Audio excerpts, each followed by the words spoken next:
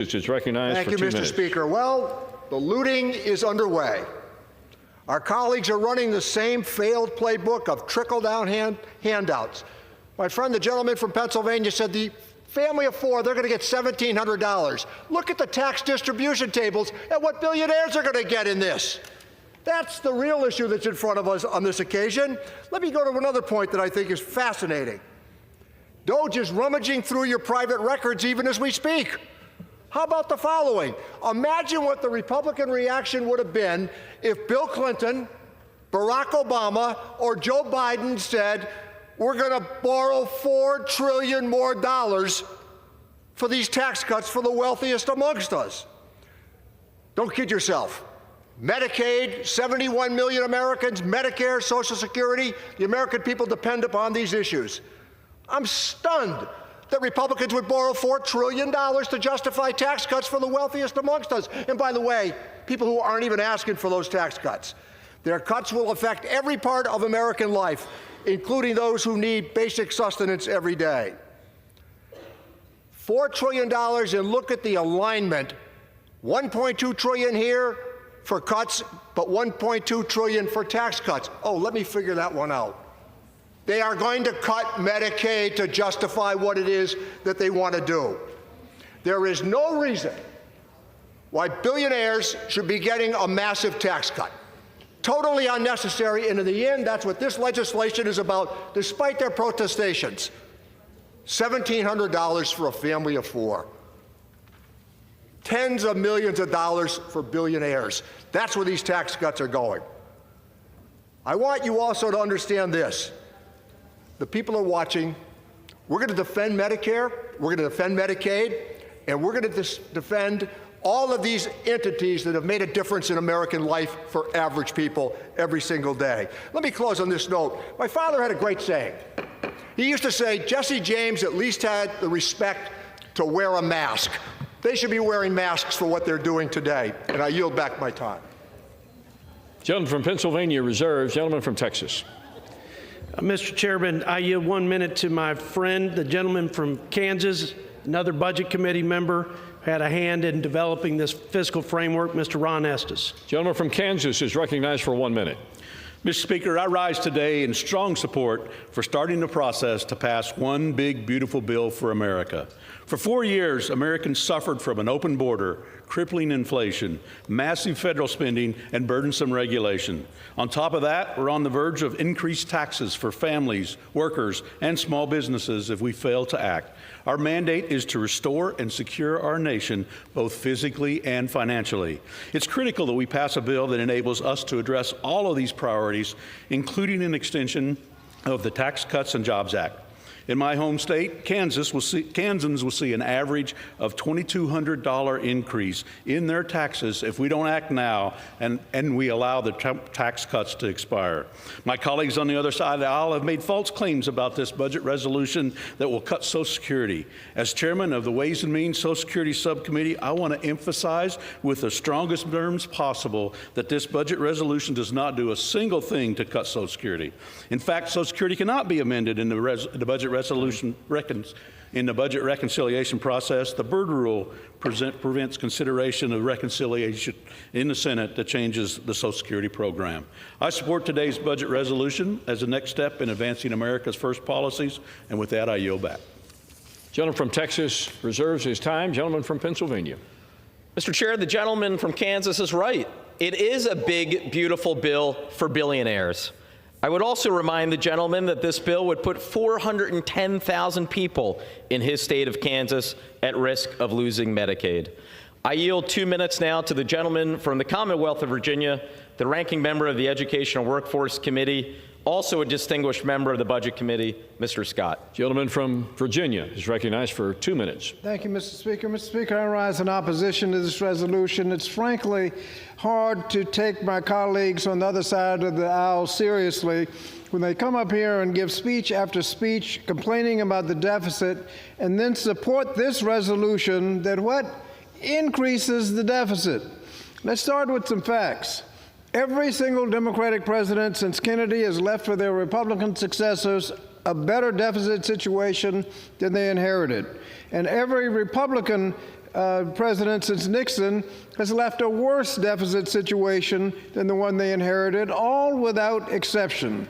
So here we are again.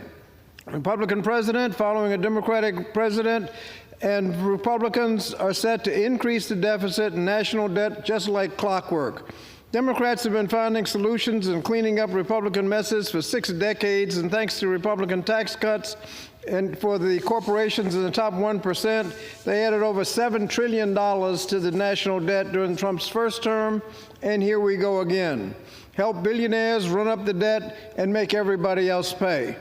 As ranking member of the Committee on Education and Workforce, I'm particularly outraged that Republicans want to fund these tax cuts for corporations and billionaires by making cuts to educational and nutritional programs. This could end up cutting things like Meals on Wheels, children's feeding programs.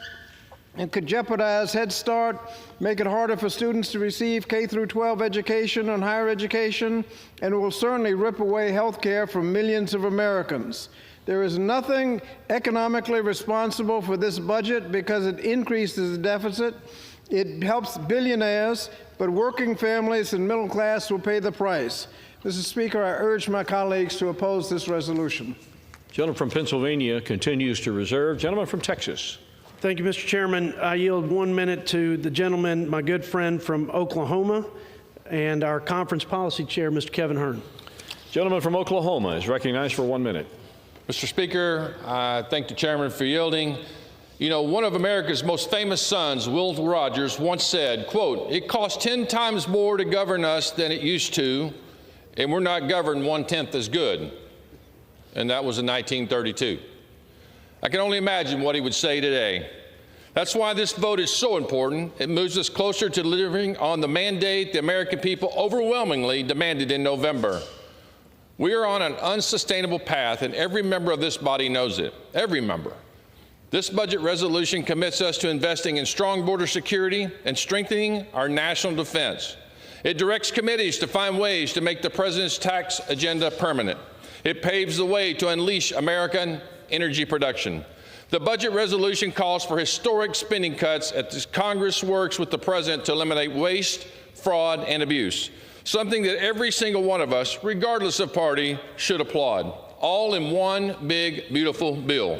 Failure to unite on this vote very well may result in breaking up the president's agenda. I urge my colleagues to vote yes. Together we can build a stronger, more prosperous America before it's too late. I yield back. Gentleman from Texas reserves. Gentleman from Pennsylvania. Mr. Chair, I would remind the gentleman that this bill would put 990,000 people in Oklahoma at risk of losing Medicaid. I'm now happy to yield 2 minutes to the gentlewoman from Minnesota, the ranking member of the Agricultural Committee, Ms. Craig. Gentlelady from Minnesota is recognized for 2 minutes.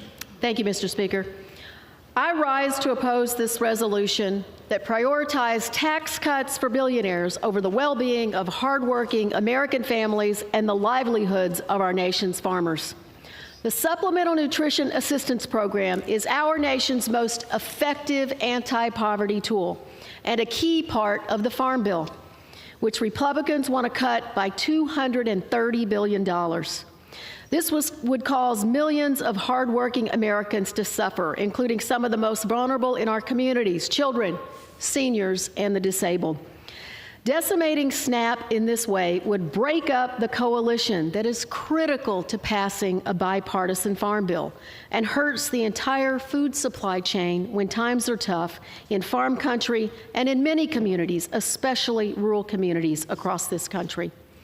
Right now, as people across our nation are struggling with the high cost of groceries, SNAP helps American families keep food on the table. And let's be clear about what we're talking about. $6 a day for people in need. $6 to those who qualify. SNAP reduces childhood poverty, improves health outcomes, and generates hundreds of thousands of jobs throughout the food supply chain. Because when you spend $1 on food, you aren't just paying for the food in your cart. You're helping to pay for the salary of the grocery store clerk who stocked the shelves, the trucker who delivered the food to the store, the manufacturer who produced the packaging, and the farmer who grew it. The future of a bipartisan farm bill, which our farmers desperately need, is in Republican hands today. If you cut SNAP to pay for tax cuts for your wealthy donors, it's on you. I urge my colleagues to vote no. I yield back. Gentleman from Pennsylvania reserves. Gentleman from Texas. Mr. Chairman, I yield 1 minute to the gentleman from Virginia, the first state, my good friend and member of the Budget Committee, Mr. Ben Klein. Gentleman from Virginia is recognized for 1 minute. Thank you, Mr. Speaker. You know, back in November, the American people issued a resounding rejection of the profligate policies of the Biden-Harris administration that existed over the past 4 years by electing President Donald Trump. In the first month of the new administration, President Trump has answered this election mandate, signing executive orders aimed at securing our nation's borders, unleashing domestic energy production, and rooting out the waste, fraud, and abuse that was left over as the final remnants of Biden's failed legacy. However, the president cannot achieve all of these policy objectives alone. He needs Congress. It will take those of us in the House and Senate concerned about addressing our fiscally irresponsible the last 4 years, working together in unified fashion to pass a reconciliation package that is set in motion by today's budget resolution to give this administration the tools they need to succeed in fulfilling their election mandate. I urge my colleagues to vote yes on this budget as we work to deliver real savings for the American people. I yield back. Gentleman from Texas reserves. Gentleman from Pennsylvania. I would remind the gentleman this bill would put 1.8 million people in the Commonwealth of Virginia at risk of losing Medicaid. I now yield 2 minutes to the gentleman from Texas, distinguished colleague on the Budget Committee, Mr. Doggett. The gentleman from Texas is recognized for 2 minutes. Mr. Speaker, this is the Republican reconciliation because it makes a wreck of our nation's finances and it makes the wreck of the lives of so many of our fellow Americans.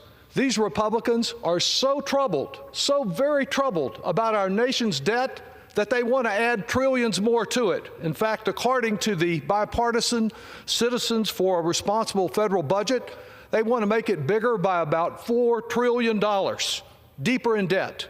Elon Musk Doge, it is Dodge also, is a sideshow for a multi-ring circus of deception and lies designed to create the illusion that billions are being saved from waste, fraud, and abuse when Doge itself is the abuse. Even with these fake savings, the insatiable demand of these Republicans for additional billionaire tax breaks requires denying opportunities to middle-class families, denying access to a family physician, first by slashing hundreds of millions from Medicaid, for which Trump professes to love and cherish.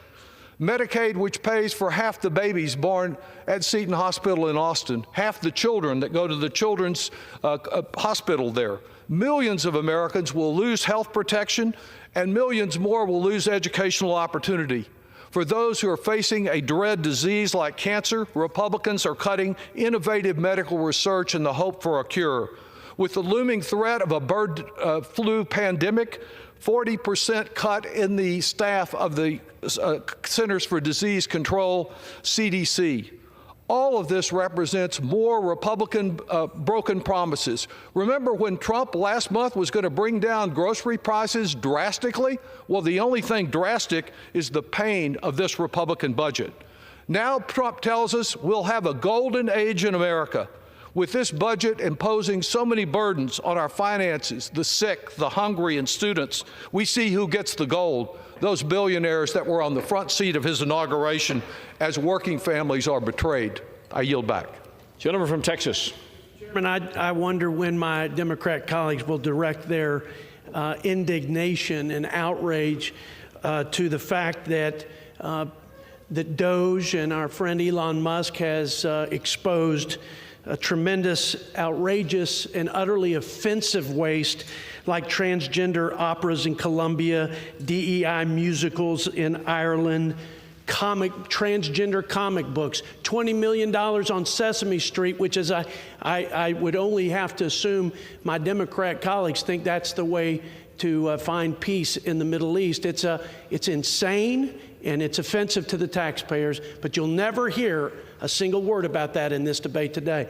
And with that, I yield 1 minute to my friend, General Jack Bergman from the great state of Michigan. Gentleman from Michigan is recognized for 1 minute. Thank you, Mr. Speaker. Thank you, Mr. Chairman. It's crucial that we're clear about the focus of today's debate. Our aim is not to remove vulnerable Americans from the government assistance programs they and their families depend on. On the contrary, we are focused on strengthening the integrity of these programs to ensure the taxpayers' dollars are directed to those who genuinely need them. In the past decade, Medicaid has accounted for over $550 billion, with a B, dollars in improper payments, making it one of the government's largest sources of payment errors. It would be irresponsible and a betrayal of our fiduciary duty to American taxpayers not to make a focused effort to recover these misused funds and redirect them to those who need them most. That said, it's essential that these efforts are made with a careful approach that avoids unintended consequences for vulnerable Americans and providers. As my colleagues on the Energy and Commerce Committee begin their critical efforts, I would urge them to keep this in the top of mind, and I urge all my colleagues to support this good resolution. Thank you. Gentleman from Texas reserves. Gentleman from Pennsylvania. Thank you. I would remind the gentleman that this bill would put 2.4 million people in Michigan at risk of losing Medicaid. And Mr. Chair, let's be clear, that's what this debate is about. Because the other side is great at trying to distract you, holding up the shiny object of a few outlandish stories about tens of thousands of dollars to distract you from the trillions of dollars that are at stake. 1 in 3 Americans, 1 in 3, get their health care from Medicaid. That is at risk because of this proposal, and don't forget it. Don't allow yourself to get distracted. With that, I am happy to yield 2 minutes to the gentleman from California, my colleague and friend on the Budget Committee, Mr. Peters. Gentleman from California is recognized for 2 minutes. Thank you, Mr. Speaker. Our national debt is more than $36 trillion. We borrow nearly $2 trillion every year just to pay our expenses. And we spend more on interest payments now than we do on Medicaid, schools, child care, and the national defense. Republicans have raised the alarm about this deficit, but this budget actually makes the debt and deficit much, much worse. They say we have a spending problem. Okay, then cut annual spending to a level that's covered by our revenues and stop the deficits. But that's not what they're doing here. Oh, they will make big cuts to health care, air traffic controllers, cybersecurity, the people who fight wildfires, but they will not use those savings to cut deficits. They will use those savings to pay for tax cuts for people who don't need them. America doesn't have a spending problem. We have a borrowing problem. And this budget would lead to more borrowing we can't afford. It would limit our ability to borrow money when we do need it, when there's a future urgent need. But today the economy has low unemployment and high interest rates, the exact wrong time to blow up the debt.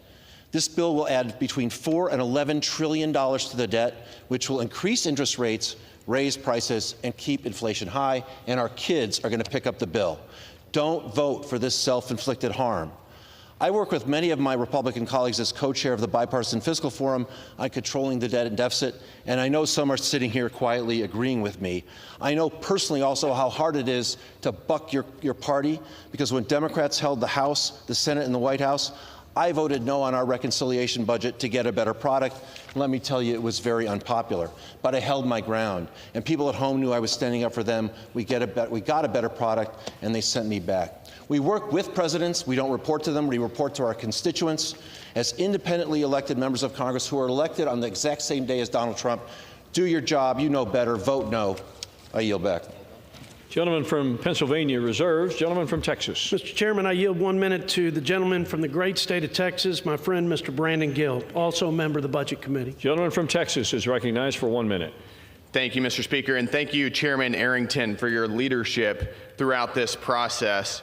Mr. Speaker, President Trump delivered historic results. He is securing our border, restoring common sense, lowering costs, and reestablishing America's strength in the world, and he is stopping our tax dollars from funding woke, perverted projects that the other side of the aisle seeks to push. But today, 60% of American taxpayers are facing rising taxes and uncertainty. To address these challenges, this resolution will provide for the extension of the Trump tax cuts, funds the largest mass deportation operation in U.S. history, and cuts at least $1.5 trillion in waste, fraud, and abuse from our federal budget. This is something that should receive bipartisan support. Our commitment to fiscal discipline is clear. Conservatives on the Budget Committee added a provision that incentivizes a total of $2 trillion in reductions. The American people are begging for Washington to unlock the Trump agenda, which this bill does. They gave us a mandate to save this country. I urge my colleagues to support this resolution, and I yield back my time. Gentleman from Texas reserves. Gentleman from Pennsylvania. I would remind the gentleman that this bill would put 4.2 million people in Texas at risk of losing Medicaid. Mr. Chair, I'm happy to yield 2 minutes to the gentlewoman from Ohio, distinguished member and friend from the Budget Committee, Ms. Capter. Gentlelady from Ohio is recognized for 2 minutes. I thank the ranking member for the opportunity to speak and say, thank him for his great work, and say that budgets are about choices for the American people. If we look at what is happening with this current budget, it's a bonanza for billionaires. We live at a moment in our country when 1% of our population, the very top, hold as much wealth as the bottom half of our country. 1% of the top. Billionaires, millionaires hold more wealth than the bottom half of our people. It's an astounding moment in which we are living. The very top are not paying their fair share, and everybody in America knows it, including them. How many more mansions do we need to see that take up acres and acres? How many yachts do these people actually need? Some of the old movies about Goldfinger and all come to mind. Some people seem to like gold a whole lot in this country. If the tax cuts that are proposed in this bill offer a few $100s to people who live in the bottom half of our country, which is most of the people that I represent, the bottom half of incomes, the people at the top are going to get hundreds and hundreds of thousands of dollars back.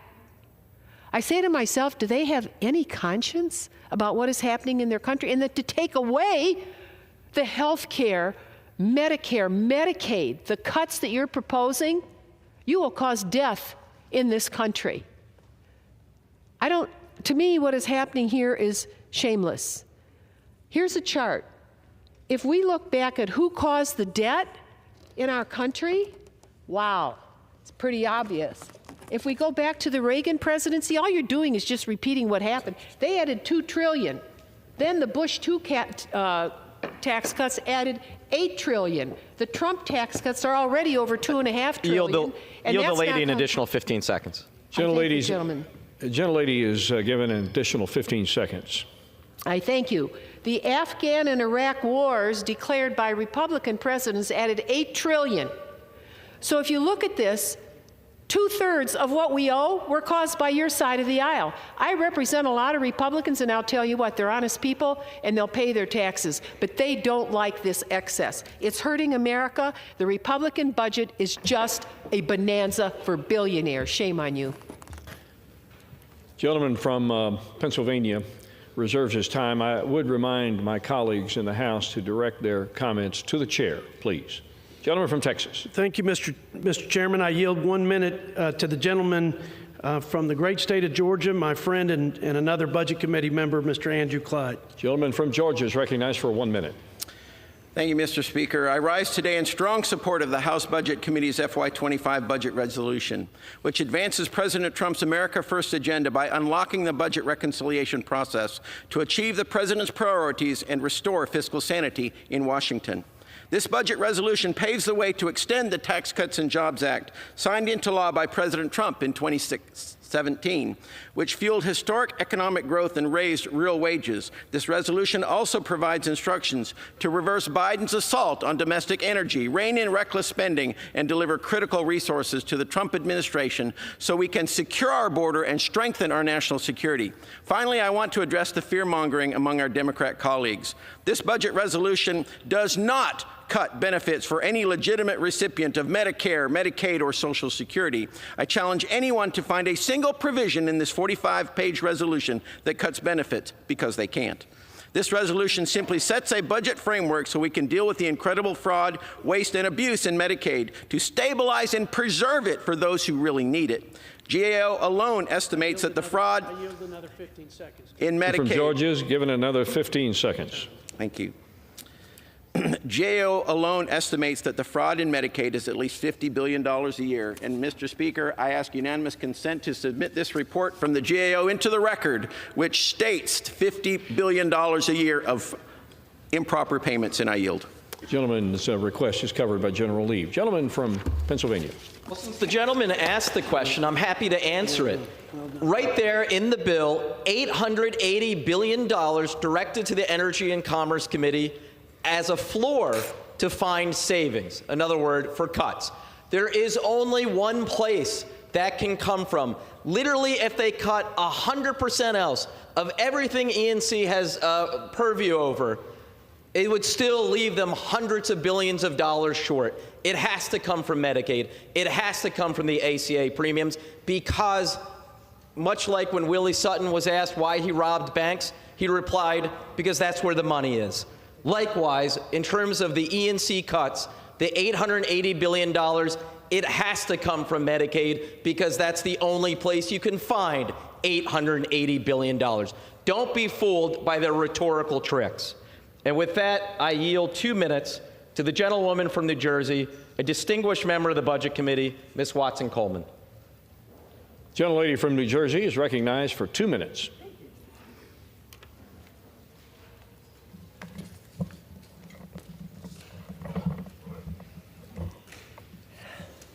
Standing in opposition. During their campaigns, Donald Trump and my Republican colleagues promised to get to work to lowering prices for the American people. This budget is a betrayal of that promise. It's a betrayal of millions of our children, our parents, and our seniors. It's a betrayal of the 1/3 of New Jersey children who rely on Medicaid. It's a betrayal of the 1/3 of new mothers who count on Medicaid for their prenatal care. It's a betrayal of 6 in 10 New Jersey seniors living in nursing homes. It's a ripoff of New Jersey taxpayers, as Republicans have prioritized tax cuts for their billionaire donors over the lives of everyday citizens who will suffer under this new budget. My neighbor, Tom Kane, has over 70,000 Medicaid recipients, including over 27,000 children. Does Congressman Van Drew from New Jersey know a vote for this budget means abandoning 177,000 of his residents for the billionaire class? Does Congressman Chris Smith know that there are 178 Medicaid recipients in his district, including nearly 100,000 children, who will be cut and will lose their coverage simply to enrich Trump's billionaire friends? A few weeks ago, I offered an amendment in the Budget Committee to eliminate these disastrous cuts. Not a single Republican gave me a vote on this issue. Last night, I offered the same amendment to the Rules Committee, and the same outcome, not one Republican vote. I only hope that there are at least a few of my Republican colleagues today who have the courage and the humanitarian to stand up for their most vulnerable constituents and to vote no. I urge a no vote here, and I yield back my time. Gentleman from Pennsylvania reserves. Gentleman from Texas is recognized. Mr. Chairman, I yield 2 minutes to the gentleman from the Commonwealth of Pennsylvania, our Agriculture Committee Chair, and my friend G.T. Thompson. Gentleman from Pennsylvania is recognized for 2 minutes. Mr. Speaker, this budget resolution begins the process of delivering on President Trump's agenda, and that agenda is clear. It's securing the border, it's unleashing economic growth, it's providing efficiency and accountability in government. It's reining in reckless spending that spurred record inflation. My colleagues on the other side of the aisle continue to talk about the harmful provisions within this resolution. In reality, this is the beginning of the process.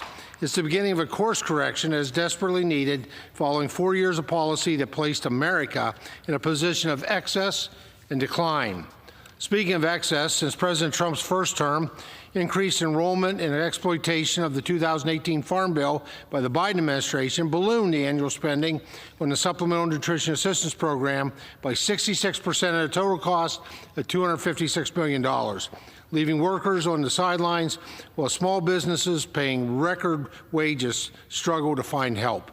This egregious executive overreach not only violated the Congressional Review Act, but likely reduced the fraction of people participating in the workforce and contributed to inflation. Mr. Speaker, we must meet the vital supplemental food needs of Americans that Congress committed to fulfill through SNAP, and we will. We cannot allow excess or lack of accountability within the bureaucracy, though, to compromise fulfilling that obligation. Thoughtful policies that recognize the value of work, hold states accountable, promote program integrity, and in the long run, protect the safety net for those Americans who truly need it should be our priority. At the same time, we must use this process to advance the needs of the farm economy. We cannot leave our most ardent supporters in rural America without new resources and empty-handed for a third year. House Republicans have a mandate to restore America's faith in government, and we will protect hardworking taxpayers, bringing the largest tax increase in American history, and will provide for the neediest among us while simultaneously delivering a foundation for economic growth and prosperity. Mr. Speaker, let us ensure America is once again the land of opportunity and thriving communities, and passage of this resolution is one step in that process. I yield back. Gentleman yields back his time. Let me remind the managers on both sides of the time remaining in this portion of the debate. The majority side has 39 3/4 minutes remaining. Gentleman from Pennsylvania still manages 37 1/2 minutes remaining in this portion of the debate. Gentleman from Pennsylvania is recognized. Thank you, Mr. Chair. And I would remind my friend and fellow Pennsylvanian who just spoke, this bill would put 3.1 million people in our beloved Commonwealth of Pennsylvania at risk of losing Medicaid. With that, I yield 2 minutes to the gentlewoman from the Virgin Islands, distinguished member of the Budget Committee, Ms. Plaskett. Gentlelady from the Virgin Islands is recognized for 2 minutes. Thank you, Mr. Speaker. I rise in opposition to this budget. We know that a budget is a statement of values. In simple terms, you put your money where your mouth is. And the money my Republican colleagues are getting right now is going to the class that they are beholden to, the uber wealthy. The bulk of those called savings come from slashing Medicaid funding, which ensures that 70 million Americans, and funds from the Children's Health Insurance Program, CHIP, where another 10 million American children are helped. Those savings that they're getting are being created so that they can then give that money, give those savings to the ultra-rich. 20% of the population of the Virgin Islands are at risk of losing their health care under this budget. Veterans, children, families that are working, that are barely making it, rely on this. My fellow Americans, right here, right now, Republicans are trying to steal health care from 80 million people, and they're heading to the bank as millions of Americans are left helpless. What is happening? What's going on? Republicans are intentionally targeting grandmothers, targeting children, targeting veterans that live in your neighborhood. My fellow Americans, they're going to throw some peanuts, a couple of $100 at each one of us, and tell us that you're getting some taxes back. But that's the amount of money that the very wealthy are getting. Average $314,000 are going to them at the expense of American people. Fraud, waste, and abuse. They're going to tell you they're using that money to get rid of illegals. They're going to tell you that they're going to try and dramatically change the landscape. No, they're only changing the landscape for those individuals that they are beholden to. $2 trillion of cuts for $4 trillion of money that are going into the pocket of individuals that they are beholden to. That's what's happening. I'm disappointed, but I'm not surprised that the Republicans have used this process to satisfy the people that they are most beholden to. Americans must stand up. I yield back. Gentleman from Pennsylvania reserves. Gentleman from Texas. Mr. Chairman, I yield 4 minutes to my friend from the great state of Missouri and my chairman of the House Ways and Means Committee, Mr. Jason Smith, for 4 minutes. Gentleman from Missouri is recognized for 4 minutes. I want to thank the chairman for yielding. Mr. Speaker, 4 years ago, President Trump left Joe Biden a blueprint success, and then Democrats proceeded to open our borders, undermine American energy, and spend trillions of dollars on handouts to the wealthy. They created the highest inflation in 40 years that made it impossible for working families to survive. That's why the American people sent Donald Trump back to the White House with a mandate. Now it's up to Congress to deliver on that mandate to make our economy work again for working families. The economy isn't just numbers on a chart. It's the farmer who wakes up at 4 a.m., the mom or dad working 2 jobs to get by, the shop owner figuring out how to keep the store lights on, and the truck driver working overtime. To my Democrat colleagues, let's be clear. A vote against this budget is a vote to raise taxes on low-income Americans. $2.6 trillion of the tax cuts, and this are people making less than $400,000 a year. You campaigned on not allowing taxes to increase on people making less than $400,000 a year. Let's see if your voting card shows up. Extending the Trump tax cuts will give the lowest income families a tax cut of 15%, the highest of any income group. On the other hand, failing to extend these tax cuts means the average taxpayer will see a 22% tax hike. The average family of 4 making $80,000 a year will see their taxes go up almost $1,700. That's 2 months worth of groceries. Americans need certainty that relief is on the way. Workers need certainty that their taxes won't go up. 26 million small businesses need certainty that their tax rates won't rise to 43% in a few short months so that they can focus on investing and hiring more workers. 2 million family-owned farms need certainty they won't be forced to sell their farm to pay an increased death tax. They need to know right now if they should be contacting an estate planner for the massive tax hike that's coming. Parents need certainty that their guaranteed deduction of $30,000 won't be cut in half, and their child tax credit won't be slashed from $2,000 to $1,000. Following passage of the Trump tax cuts, wages increased by 4.9%, the fastest 2-year growth in real wages in 20 years. 5 million new jobs were created. More than 6 million people were lifted out of poverty. Real median household income rose by $5,000. The economy grew a full percentage point higher than CBO's initial forecast, and revenues have remained steady at 17% of GDP. Building on President Trump's tax cuts will deliver a new golden age of prosperity. Over 1 million new small business jobs each year, $284 billion in economic growth from more manufacturing, and billions in new investments to revitalize our poorest neighborhoods. We will reignite our economy with the return of policies like 100% immediate expensing and incentives to make sure R&D is happening here and not being outsourced around the globe. We will deliver on President Trump's commitment to tax relief for tipped workers, help for seniors struggling with inflation, and tax relief for overtime workers. President Trump's policies will spark an economic recovery, and that recovery starts by passing this budget so we can send one big, beautiful bill to President Trump's desk. I yield back. Gentleman from Texas reserves. Gentleman from Pennsylvania. I would remind the gentleman that this bill would put 1.3 million people in Missouri at risk of losing Medicaid. With that, Mr. Chair, I yield 2 minutes to the gentlewoman from Texas, Distinguished member of the Budget Committee, Ms. Escobar. The gentlelady from Texas is recognized for 2 minutes. Thank you, Mr. Chairman, and thank you, Mr. Ranking Member. To my fellow Americans, let's talk about what's really happening here today. Housing costs are up, groceries are up, inflation is up. Donald Trump is threatening more tariffs, which means our costs will continue to go up. It's no wonder that the bond market is flashing a warning sign about slowing economic growth under Donald Trump. And my Republican colleagues, instead of working with us to lower costs, what are they doing? They are working to give billionaires massive tax breaks.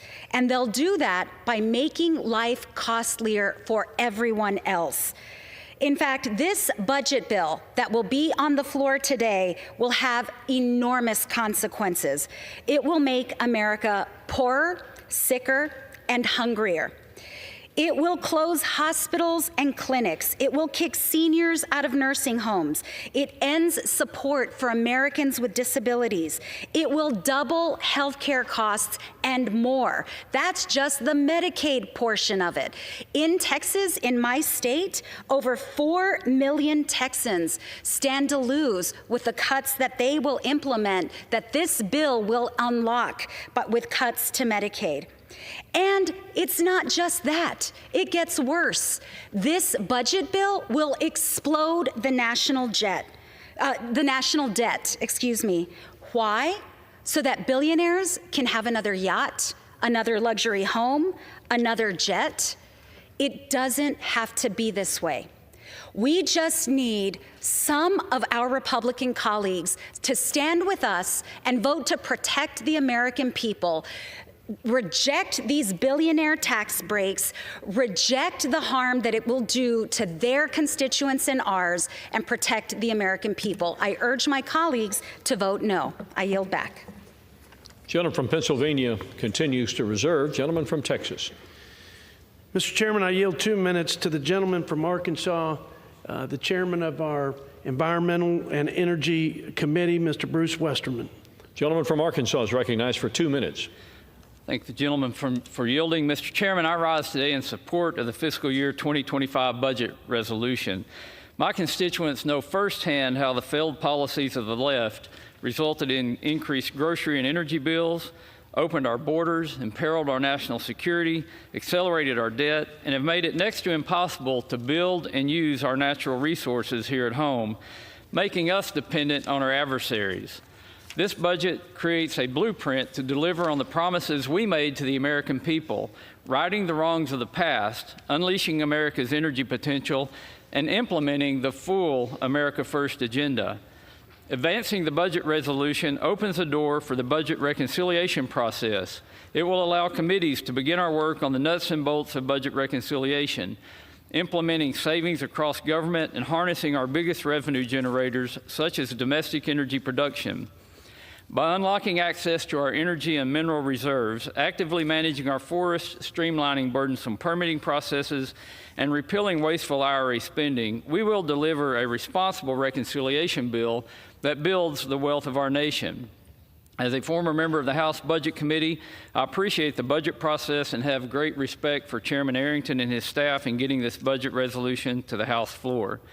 Mr. Chairman, while our colleagues across the aisle are using made-up numbers that have no basis or substance as a scare tactic on the American people, I can say as a former state legislator, and I'm happy to remind my colleagues across the aisle, that Medicaid is a state and federal program, and not a single person will lose Medicaid coverage unless their state makes that choice. Mr. Chairman, this resolution has my full support, and I encourage my colleagues to vote for it, and I yield back. Gentleman from Texas reserves. Gentleman from Pennsylvania. I would remind the gentleman that this big, beautiful bill for billionaires would put 820,000 people in Arkansas at risk of losing Medicaid. Now, Mr. Chair, I yield 1 minute to the gentleman from New York, the Democratic leader of the House, and my friend, Mr. Jeffries.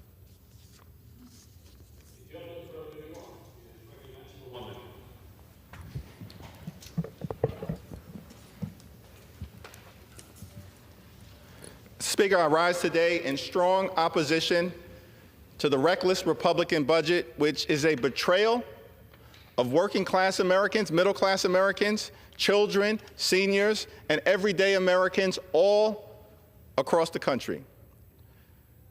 I thank the distinguished gentleman from Pennsylvania, the top Democrat on the Budget Committee, Brendan Boyle, for his leadership, all of the members of the Budget Committee, all of the members of the House Democratic Caucus who are standing up for the American people by opposing this reckless Republican budget that will devastate people all across the land. It's not consistent with promises that were made to the American people. It's the exact opposite. Here's the promise that was made to the American people over and over and over again, that Republicans were going to drive down the high cost of living in the United States of America and combat inflation. That was the promise that you made to the American people. As House Democrats, we're working hard to lower housing costs, lower grocery costs, lower insurance costs, lower utility costs, and lower child care costs because we know America is too expensive. We want to drive down the high cost of living. But on the other side of the aisle, we haven't seen a single bill introduced by Republicans to drive down the high cost of living, address the affordability crisis in the United States of America. Not a single executive order issued by President Trump has anything to do with driving down the high cost of living. Not a single administrative action taken this year by the Trump administration has anything to do with driving down the high cost of living. In fact, costs aren't going down in the United States of America. Costs are going up. Grocery prices are going up. Inflation is going up. Republicans are crashing the economy in real time. So you've betrayed the American middle class, working families, everyday Americans, children and seniors with this $4.5 trillion budget scheme. And don't come to the House floor and act like this was being done in the name of fiscal responsibility.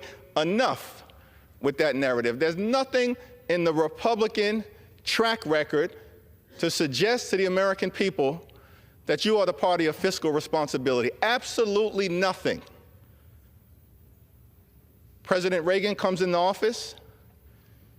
His signature legislative accomplishment is a massive unpaid for tax cut for the wealthy, the well-off, and the well-connected. And what does it do? Increases the debt by $2 trillion. That's not fiscal responsibility. That's recklessness. That's your record. Those kind of fiscal policies continued for 8 years, carried over into the presidency of George H.W. Bush. And then we see a massive debt handed over to President Bill Clinton. What do Democrats do with that massive debt? We turn that debt into a surplus over an 8-year period of time, and the economy exploded. That's what fiscal responsibility looks like. That happened under President Bill Clinton. Stop saying to the American people that you're the party of fiscal responsibility. The facts say exactly the opposite. And so a budget surplus is handed over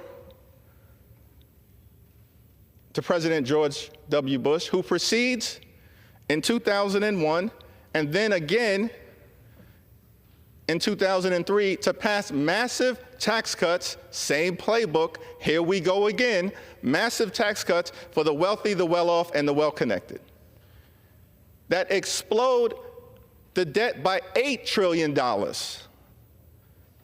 at the same time, we have a failed war in Iraq and a failed war in Afghanistan.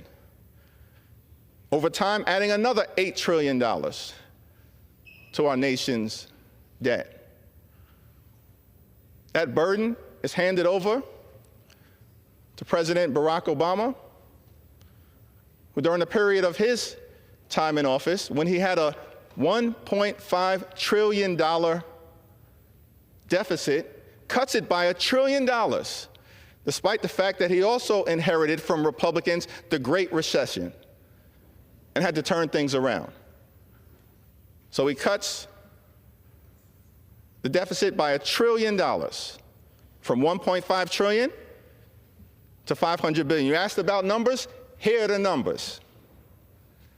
And then that gets handed over to President Trump in his first term, who proceeds, of course, to follow the same Republican playbook. Has nothing to do with fiscal responsibility and everything to do with massive tax cuts for the wealthy, the well-off, and the well-connected. And so Republicans passed the GOP tax scam. 83% of the benefits set aside for the wealthiest 1%.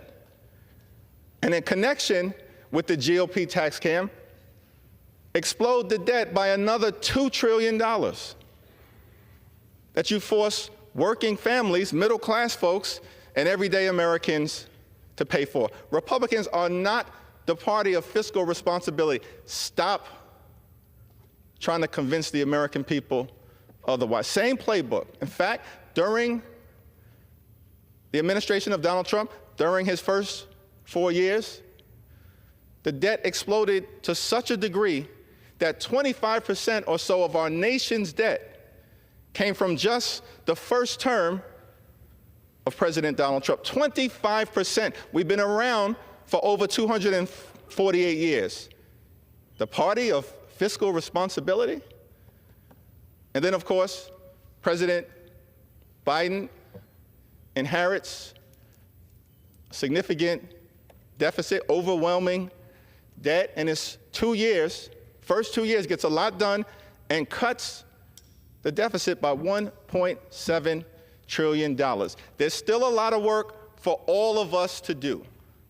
But do not pretend that any of this, that this budget resolution has anything to do with fiscal responsibility or keeping your promises to the American people. You promised to lower the high cost of living, have done nothing about it. And so here we are again. There you go again with this GOP tax scam. Same exact playbook. $4.5 trillion worth of cuts for the wealthy, the well-off, and the well-connected disproportionately to benefit billionaire donors and well-connected corporations.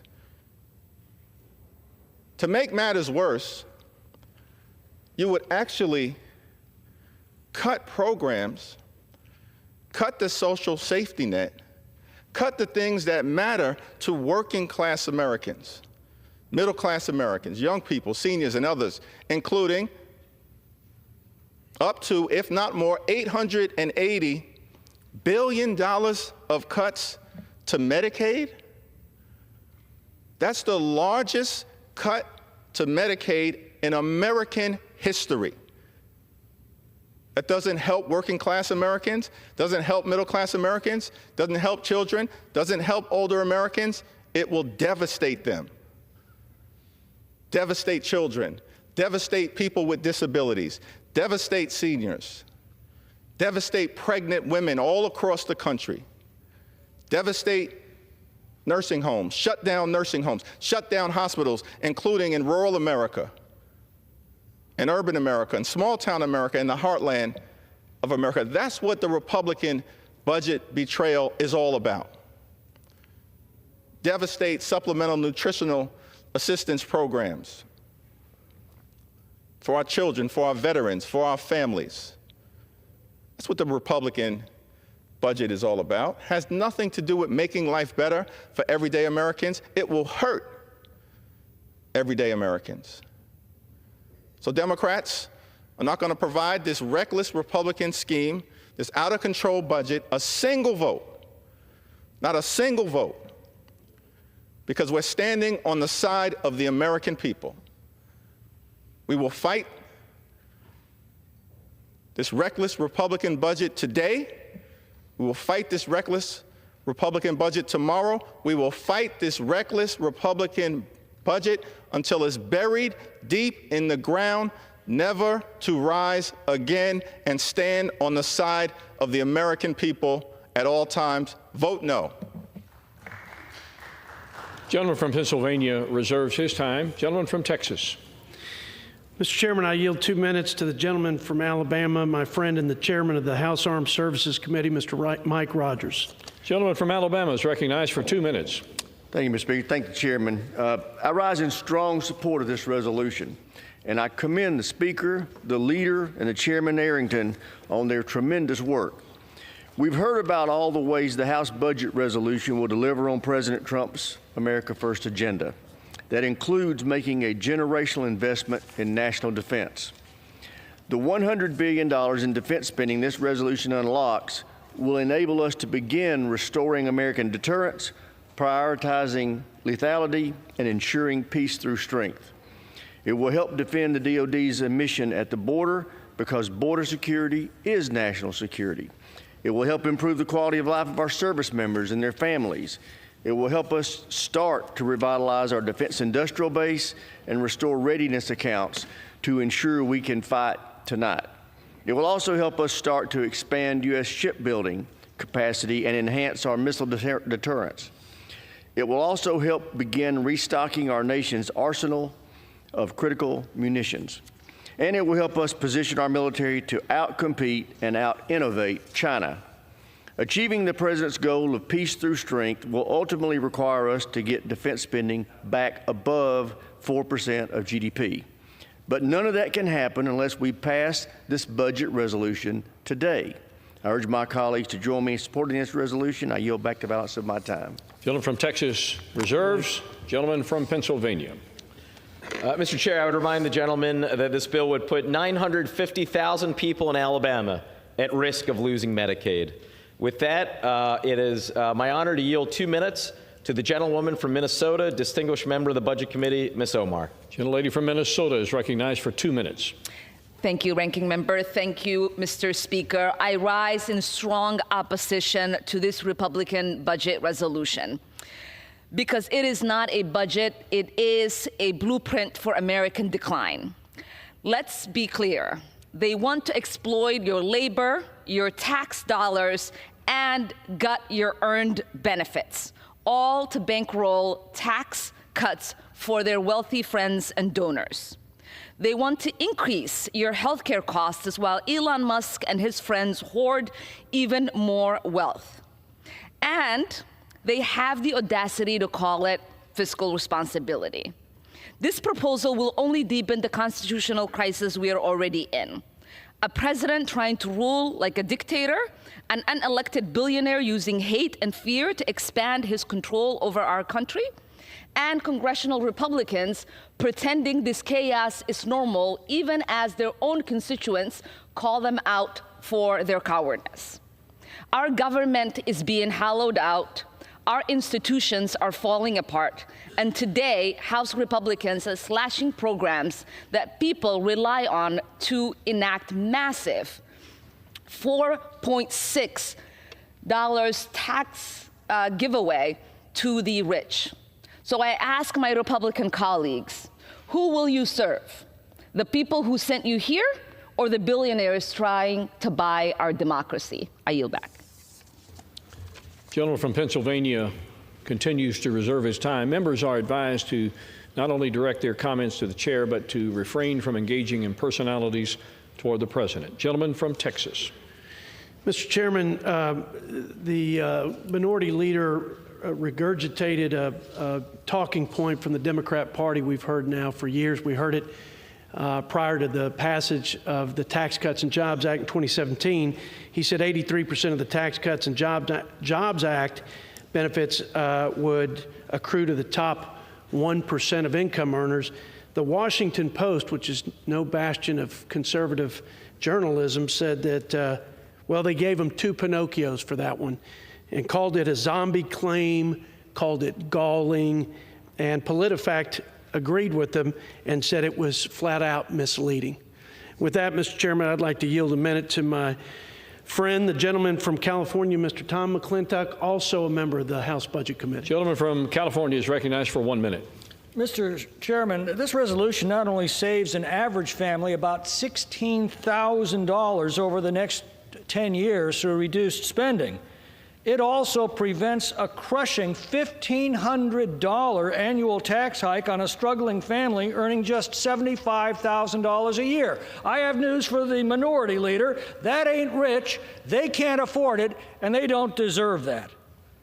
The details will come in the reconciliation bill, which can't be drafted until this resolution passes. So our Democratic colleagues ought to wait to see what the committees actually propose before setting their hair on fire.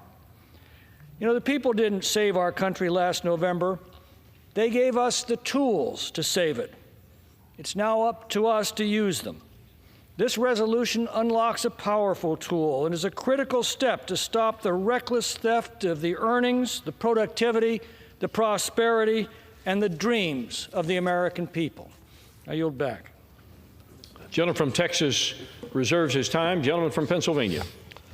Mr. Chair, I would remind the gentleman that this bill would put 13.4 million people in California at risk of losing Medicaid.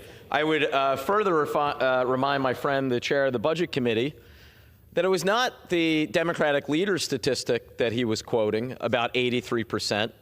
It was the Congressional Budget Office that found that 83% of the 2017 Trump tax cuts go to the richest 1% of Americans. With that, I yield 2 minutes to the gentleman from New York, distinguished member of the Budget Committee, Mr. Tonko. New York is recognized for 2 minutes. Thank you, Mr. Speaker. It was quite remarkable to go back home to New York's 20th District last week after spending 12 hours moving this monstrosity through the Budget Committee. Everywhere I went, folks were imploring me, begging, pleading to stand up to this cruelty. And that's after weeks of receiving nonstop calls from thousands of activated and engaged constituents, many of whom are reaching out to me for the very first time. I held a town hall at Albany High School, and like many of my colleagues in recent weeks, it was packed. The energy in the room was palpable. Fear, helplessness, anger. Why, Mr. Speaker, are we forcing through legislation that will hurt the very people we represent? My constituents should never have to stand up and tell me they will interrupt their lives to fight with me in D.C. against the Republican agenda. But they did. Our job is to serve the American people, not rip access to basic necessities away from them at the behest of a president who declared himself king. Frankly, it's insulting to me, to this institution, to the working families of New York's 20th District, and every American who is still struggling just to get by. But here we are, blowing a $3 trillion hole in our national debt to serve billionaire oligarchs instead. Billionaire oligarchs and donors who will never have to wonder whether they can afford to go to the doctor, retire with dignity, or even put food on the table to feed their children at night. It's outrageous. It's a ripoff. It's a heartless betrayal of the American people, the middle class, working families, and future generations. My district has asked me, where is the solution to this? It rests right in this chamber. Let us assume the responsibilities, the duties, the authority, the power we have by the Constitution, with the power of the purse placed in our hands here in the House of Representatives. Let's act accordingly. They didn't want a president to circumvent Congress. They didn't want an agent who never had a background check, who was never confirmed by the U.S. Senate, and who is wielding a chainsaw at our programs and not showing sensitivity, compassion, intellect, and academics that will make the true difference. With that, I yield back. Yields. Gentleman from Pennsylvania reserves his time. Once again, the chair would remind and implore all members to not engage in personalities toward the president and direct your remarks to the chair. Gentleman from Texas.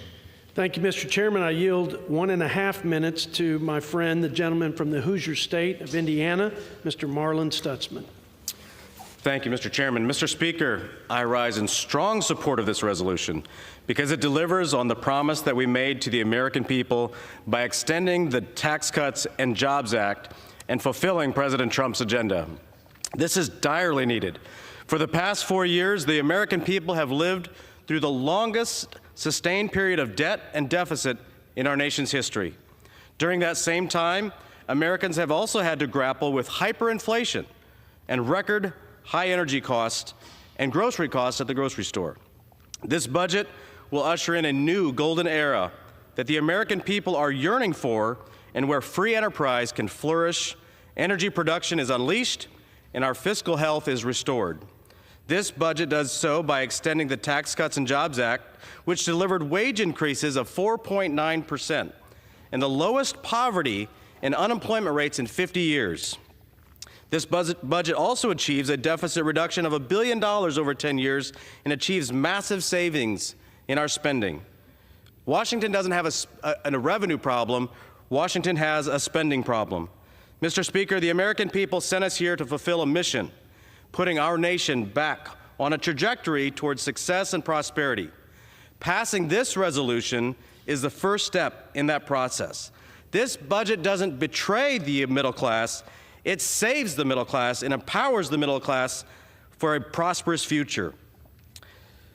Mr. Speaker, I support this resolution, and I encourage my colleagues to do the same. This is the first time that I remember where we are actually being fiscally responsible, and I'll yield back the balance of my time. Gentleman yields. Gentleman from Texas reserves. Gentleman from Pennsylvania. Mr. Chairman, I would remind the gentleman that this bill would put 1.8 million Hoosiers at risk of losing Medicaid. With that, I'm happy to yield 2 minutes to the gentlewoman from California, the ranking member of the Financial Services Committee, Ms. Waters. Gentlelady from California is recognized for 2 minutes. Thank you very much, Mr. Speaker.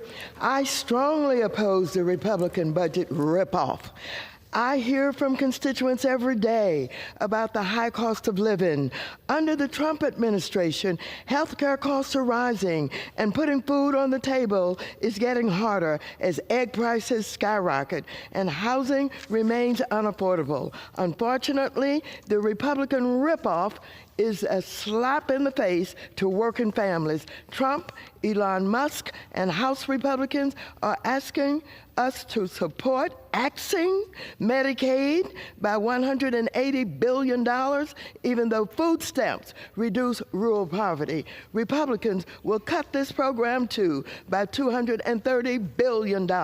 Republicans are defunding the police by stripping funding from the Consumer Financial Protection Bureau, and the CFPB is the only federal cop on the block to hold Wall Street banks and big tech payment apps accountable when they cheat Americans. It is shameful that while families suffer from high prices, Musk is firing thousands of federal workers and stealing sensitive data from his competitors.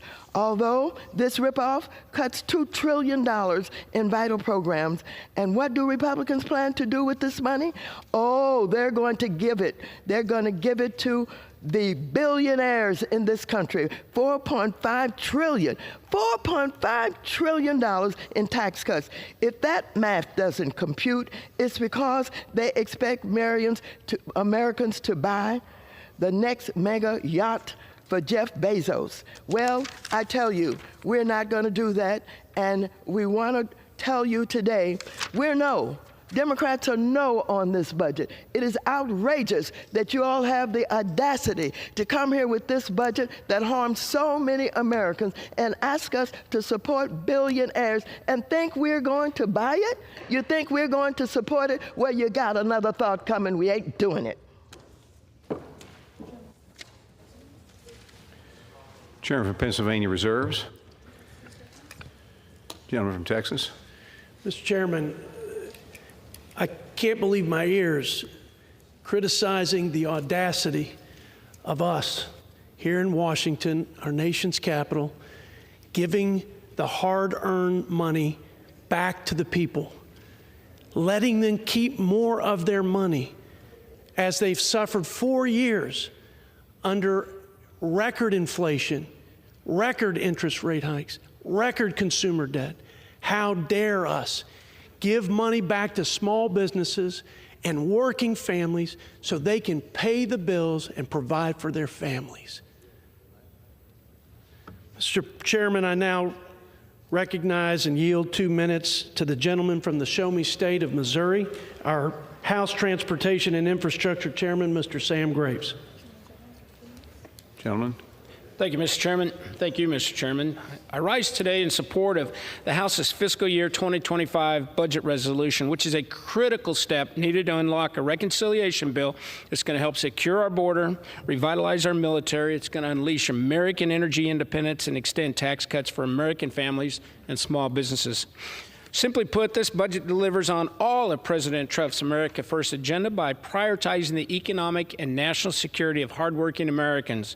Failure to act on this budget resolution, our House Republican budget, risks trillions in tax increases on Missouri farmers, small businesses, and families. So as a member of the House Armed Services Committee, I'm pleased to see that the budget directs an investment of $100 billion for our national defense after years of underinvestment. And as chairman of the Transportation and Infrastructure Committee, I am ready to do our part to produce a bill that fulfills President Trump's border security agenda by providing funding for the United States Coast Guard for drug and migrant interdiction. The Coast Guard has been underfunded for years. However, this administration recognizes that the Coast Guard is the workhorse when it comes to securing our maritime border. And I'm grateful for the President's focus on providing robust resources to the services to do even more, and I know that the men and women in the Coast Guard are very much up to the task. Despite delivering these robust investments, this budget still requires the Transportation Infrastructure Committee to generate at least $10 billion in savings overall. Committee Republicans have been hard at work to make sure that we are prepared to support the Coast Guard while also being good stewards of taxpayers' dollars by responsibly offsetting our investments. With that, I would urge my colleagues to support this budget resolution, and I yield back the balance of my time. Thank you, Mr. Chairman. Gentleman from Texas reserves. Gentleman from Pennsylvania recognized. Mr. Chairman, the chair of the Budget Committee moments ago said something to the effect of, this is about giving the people their money back. Not so. How's it going? This is about the 1 in 3 Americans on Medicaid who are at risk of losing it.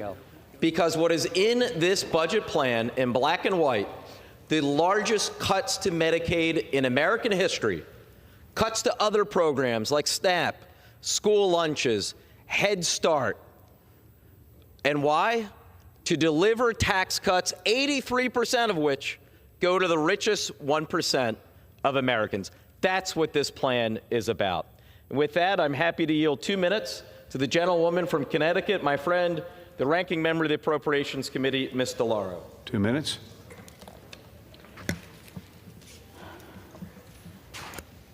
As ranking member of the Appropriations Committee, I am responsible for funding programs and services that the American people rely on. I also see the importance of programs like Medicaid, which help tens of millions of people afford health insurance. After all their talk about lowering the cost of living, Republicans wasted no time in making their real priorities clear. For this majority, billionaires and the biggest corporations always come first. Elon Musk, President Trump are hard at work trying to gut Medicaid and the Affordable Care Act, which helps nearly 100 million Americans afford health insurance, medications, life-saving care. Nationwide, Medicaid and the Children's Health Insurance Program provide medical coverage to nearly 4 in 10 children. Almost 40% of the children in the United States get their health care through Medicaid. These programs were designed, improved, and expanded over decades by both parties to help people deal with the high cost of health care, and they have delivered for so many families. In my district alone, there are 229,000 people on Medicaid, including 79,000 children, 33,000 seniors. Medicaid paid for 3,000 births last year, providing comprehensive prenatal, delivery, postpartum care to newborns and mothers. These are programs that help families and children. Medicaid works. Elon Musk is only interested in helping the richest among us. His dream is to fully extend more than $4.5 trillion worth of tax breaks to their billionaires and the wealthiest corporations in the world. How will they pay for these tax cuts? Pay for this massive giveaway? Republicans want to pay for this with cuts to Medicaid, $880 billion from Medicaid and the Affordable Care Act, putting coverage at risk for millions of Americans and raising their premiums.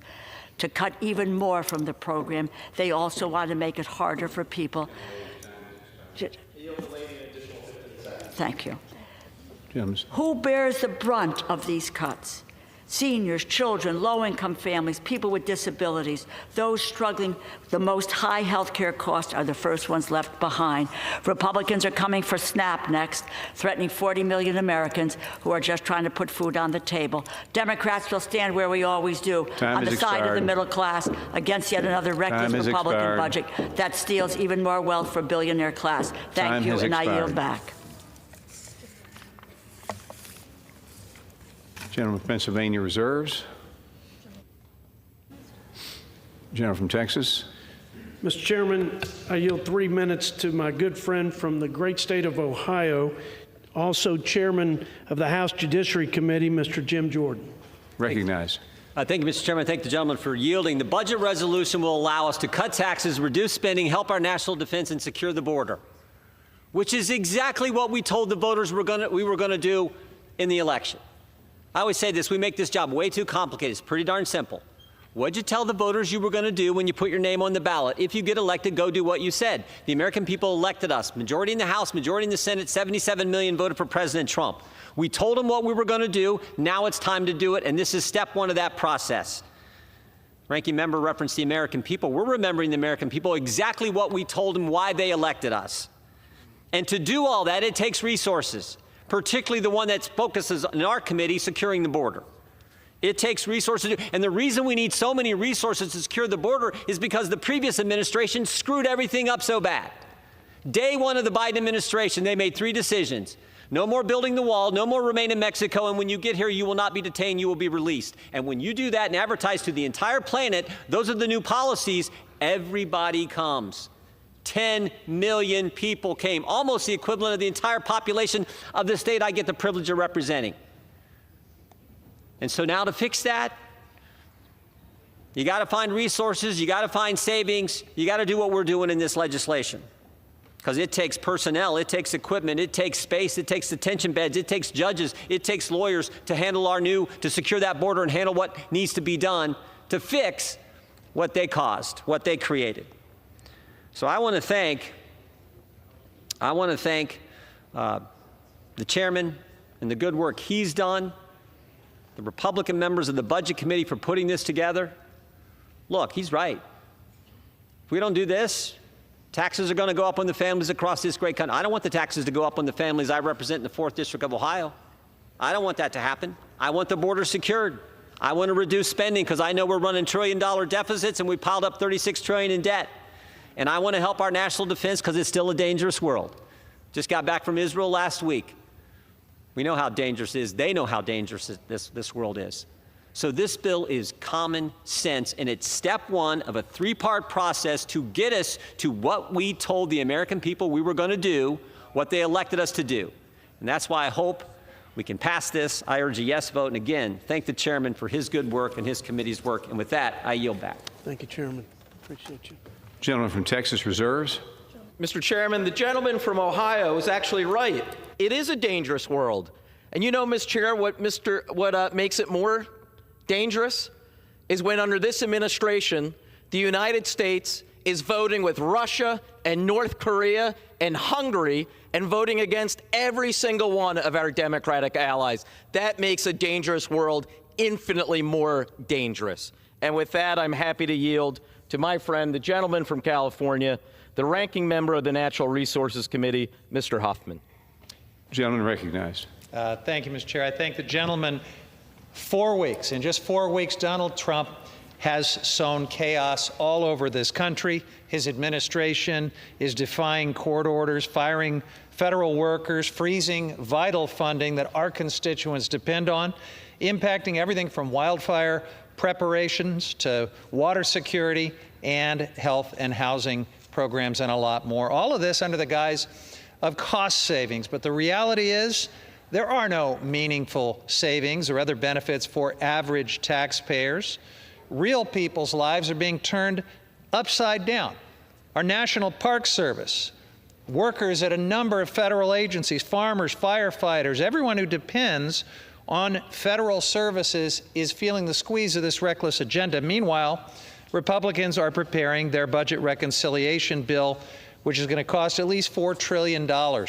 Now, our Republican colleagues are being coy about the specifics, But Americans can connect the dots. You can't do a tax cut for billionaires of that magnitude without either dramatically slashing Medicaid and maybe Social Security and Medicare while you're at it, or dramatically exploding the deficit. So just like every other action before us, Republicans' budget is a betrayal of the American people. They're choosing billionaires over programs everyday people depend on. In my district alone, hundreds of thousands of people will lose Medicaid. Tens of thousands will lose SNAP benefits that help put food on the table. The Natural Resources Committee is tasked with finding at least $1 billion of these savings. The $1 billion for their billionaire joyride. Their plan is to sell off public lands, do more favors for big oil. I yield the gentleman an additional 15 seconds. Thank you. More favors for big oil, even though they are rolling in record profits, even though we're already producing and exporting record amounts of oil and gas. And of course, their old favorite, open up the Arctic refuge for drilling and pretend that that will bring in money as well. Last time it brought in $0 when they did that in 2017. Time has expired. Mr. Chairman, I'm going to vote no, urge my colleagues to vote no, and I yield back. Gentleman from Pennsylvania reserves. Texas recognized. Mr. Chairman, I yield 2 minutes to my friend from the great state of Michigan and also the chair of the House Education and Workforce Committee, Mr. Tim Walberg. Gentleman's recognized. I thank my friend from Texas.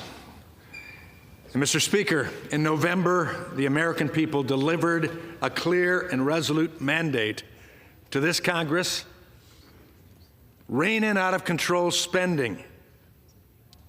For too long, bureaucrats in Washington recklessly spent Americans' hard-earned tax dollars and drove up our national debt to nearly catastrophic levels, hurting all Americans and especially the most vulnerable. For example, the Biden-Harris administration attempted to spend as much as $1 trillion through his illegal and irresponsible student loan bailouts. And virtually nothing was done to control the cost of federal student loan program, meaning students will be able to take on even more in student loan debt and drive up the burden on all Americans, even those who never went to college or received a degree. Why should we continue to spend Americans' tax dollars on a system that is clearly not working? Something must change, and Americans are sick and tired of this wasteful spending. With Republicans in control of the House, Senate, and White House, we have a real opportunity to cut through the waste, fraud, abuse, and falsehoods in Washington. Reconciliation provides us with a chance to address Washington's spending problem.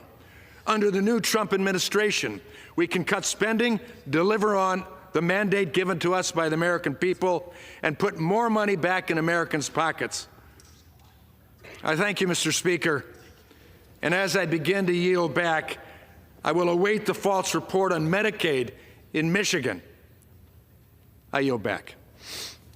Gentleman yields. I want to disappoint the gentleman from Michigan, so I'm happy to inform him the accurate number that this bill would put 2.4 million people in Michigan at risk of losing Medicaid. With that, I yield 2 minutes to the gentlewoman from Washington State, distinguished former member of the Budget Committee, Ms. Jayapal. Gentlelady is recognized. Thank you. Mr. Speaker, this bill is a Republican betrayal of the middle class, of working families across the country.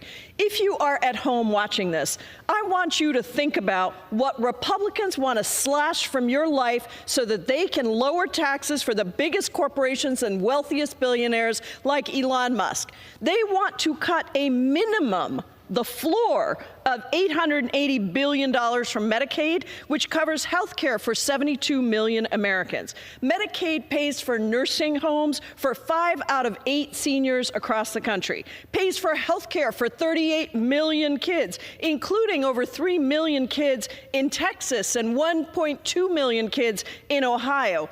In fact, it pays for 64% of childbirths in Speaker Mike Johnson and Majority Leader Steve Scalise's home state state of Louisiana. Any Republican who votes for this resolution is voting for those cuts, as well as devastating cuts to nutrition and Medicare. Don't listen to Republicans who try to say that Medicaid won't be touched. I introduced an amendment to protect Medicaid, which they blocked during our budget markup because they intend to cut Medicaid. Remember when Donald Trump said that he would tackle inflation and lower costs on day one? Well, here we are, a month in, and prices are rising. Musk has taken a literal chainsaw to tens of thousands of jobs, putting families and local economies at risk. This budget resolution makes it clear that the only people that Republicans are willing to fight for in this country are the wealthiest billionaires who apparently now rule the country. This is unbridled greed and corruption. Vote no on this disastrous budget resolution. I yield back. Gentleman from Pennsylvania reserves. Gentleman from Texas. Mr. Chairman, I yield 1 minute to my good friend from the Cornhusker State of Nebraska, who is also chair of the Ways and Means Trade Subcommittee, Mr. Adrian Smith.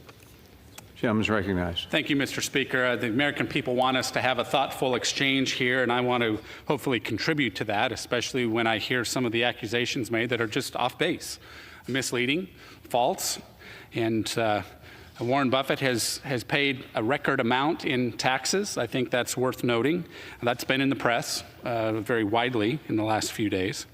But this budget framework delivers on House Republicans and the President's promise to minimize tax burdens for Americans across the income spectrum, promote security in our communities, and unleash economic growth.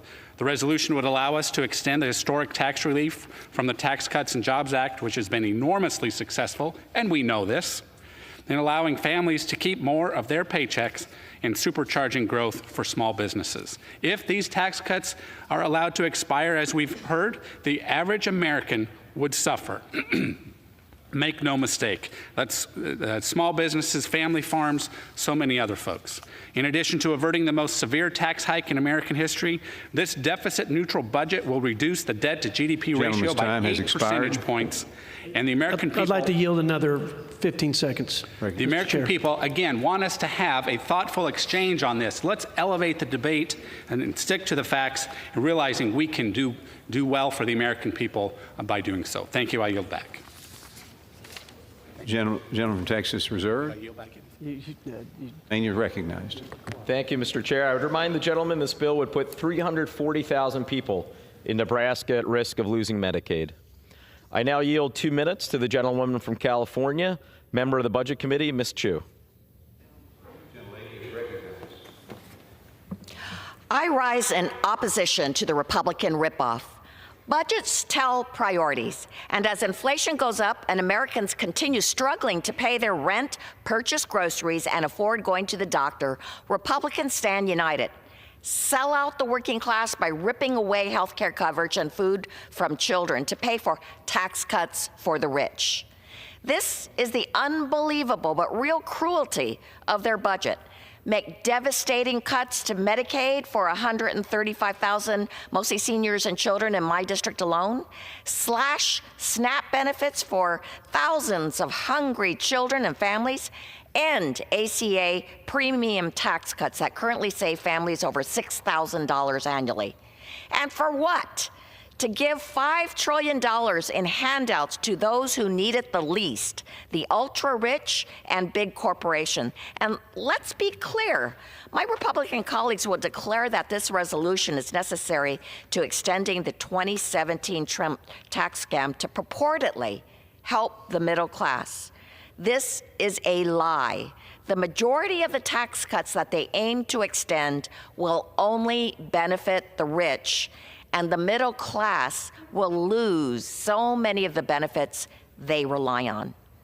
In their 2017 Trump tax scam, Republicans slashed the corporate tax rate and watched 100% of those benefits flow to shareholders, billionaires, and high-paid executives. And what did workers get? A big, fat zero. But even still, President Trump wants to cut the corporate tax rate by even more. What's more, Republicans' apparent concern for fiscal responsibility is nowhere to be found. Their budget will actually balloon our national debt in a reverse Robin Hood scheme that betrays working Americans Time we has all expired. represent. Time has expired. I'll yield the lady an additional 15 seconds. My constituents deserve better. All of our constituents deserve better. I once again voice my opposition to the Republican ripoff that will do nothing to address the needs of everyday American people. Gentleman reserves. Gentleman from Texas, recognized. Thank you, Mr. Chairman. I now yield 2 minutes to my good friend from Arkansas and the House Chair of the Financial Services Committee, Mr. French Hill. Was recognized. Thank the Speaker. I thank Mr. Arrington for yielding this time. What's irresponsible to those watching this debate and is the truth about the Biden-Harris policies, that when you combine irresponsible fiscal policy in this nation over the past 4 years and an irresponsible monetary policy, what's irresponsible, Mr. Speaker, is the fact that our families are suffering from inflation, the highest in 40 years. It takes $1.21 for what it cost $1 just 4 years ago. The resolution before us changes the direction. It delivers on President Trump's agenda to put the American people first. This resolution does protect the American people from the largest tax increase in American history. And let's set the record straight. The top 1% are paying more in taxes, the most they've ever paid in the history of the country. They pay 45% of all the taxes in this country. And yet the rest of us, at less than that 50%, they're paying the least amount of tax they've ever paid in American history. This bill goes on to support border security and national defense that President Trump campaigned on and Republicans campaigned on, and it reins in wasteful spending. It reduces our long-term debt to GDP. And in the Financial Services Committee, we're pleased to follow the directions of the House Budget Committee and deliver on spending reforms by cutting back one of the most wasteful agencies that we have, the Consumer Financial Protection Bureau. And with that, I yield back to the chairman. Gentleman from Texas reserves. Well, Mr. Chairman, upon hearing that the richest 1% of Americans pay 45% in taxes, my heart is breaking. I'll be sure that at church this Sunday we take up an extra collection, but God knows the billions of dollars they're about to get in this budget resolution will certainly help line their pockets. With that, I'm happy to yield 2 minutes to the gentleman from the Commonwealth of Kentucky, distinguished member of the Budget Committee, Mr. McGarvey.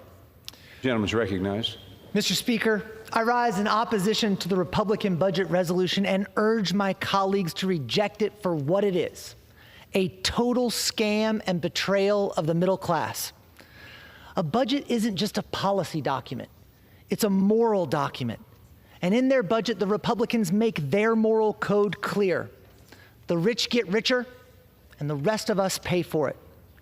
There is no reason a teacher in Louisville, Kentucky should pay more in taxes than Tesla did last year. Kentuckians, let's talk about how this budget will hurt you. This budget mandates at least $880 billion of cuts to Medicaid, $230 billion of cuts to take meals away from seniors, veterans, and kids, and at least $330 billion of cuts to our public schools. Let me make this clear for those of you watching from Kentucky.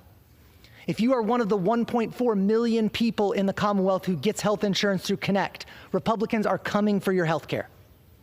If you have a kid in JCPS, Republicans are coming after their education, fewer teachers, fewer opportunities, and no more free school lunch. If you are one of our veterans or our seniors or the 1 in 5 Kentucky kids going hungry as we speak, Republicans want to take away your next meal. It's wrong. I met with over 1,000 of my constituents this weekend. They're angry. I'm angry too, because this budget hurts people. And for what? So Elon Musk can get even richer? It's a scam. I yield back. Gentleman, Pennsylvania reserves.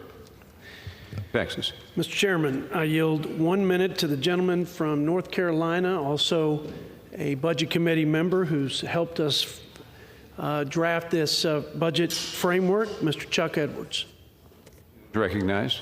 Thank you, Mr. Chair. Mr. Speaker, first of all, I'd just like to acknowledge the great work that our budget chairman has done to bring us to this point today. It's taken him hundreds of hours and tested his blood pressure quite seriously to get us to this point. And I rise today in firm support of this resolution. In November last year, 77 million Americans demanded changes in how our federal government is working for them, particularly in the disastrous policies from the last 4 years. And I plan to help deliver on those demands by fixing how Washington works and implementing President Trump's agenda to make America first. This resolution gives us the framework that we need to meet the demands of those 77 million Americans. Those demands include fixing our border, this crisis once and for all. This resolution does that. Those demands include unleashing American energy. This resolution does that. Gentleman's time has expired. Mr. Chair, I urge strong support for this resolution. Thank you very much. Reserves. Mr. Chair, may I inquire as to how much time remains on each side? 15 and a quarter minutes remaining for Pennsylvania. 15 and a quarter on this side? Right. Yeah. Thank you. And I would remind the gentleman that just spoke, this bill would put 2.8 million people in North Carolina at risk of losing Medicaid. Now with that, Mr. Chair, I'm happy to yield 2 minutes to the gentleman from Rhode Island, a distinguished member of the Budget Committee, Mr. Amo. Mr. Speaker, I ask myself 2 questions on every vote. Who does this benefit? Who does this hurt? Today, the answers are clear. This Republican budget resolution would benefit the richest 1%. Who would it hurt? Working class families struggling to make ends meet. It threatens 3rd graders in my hometown of Pawtucket who rely on the community eligibility provision to eat school breakfast and lunch.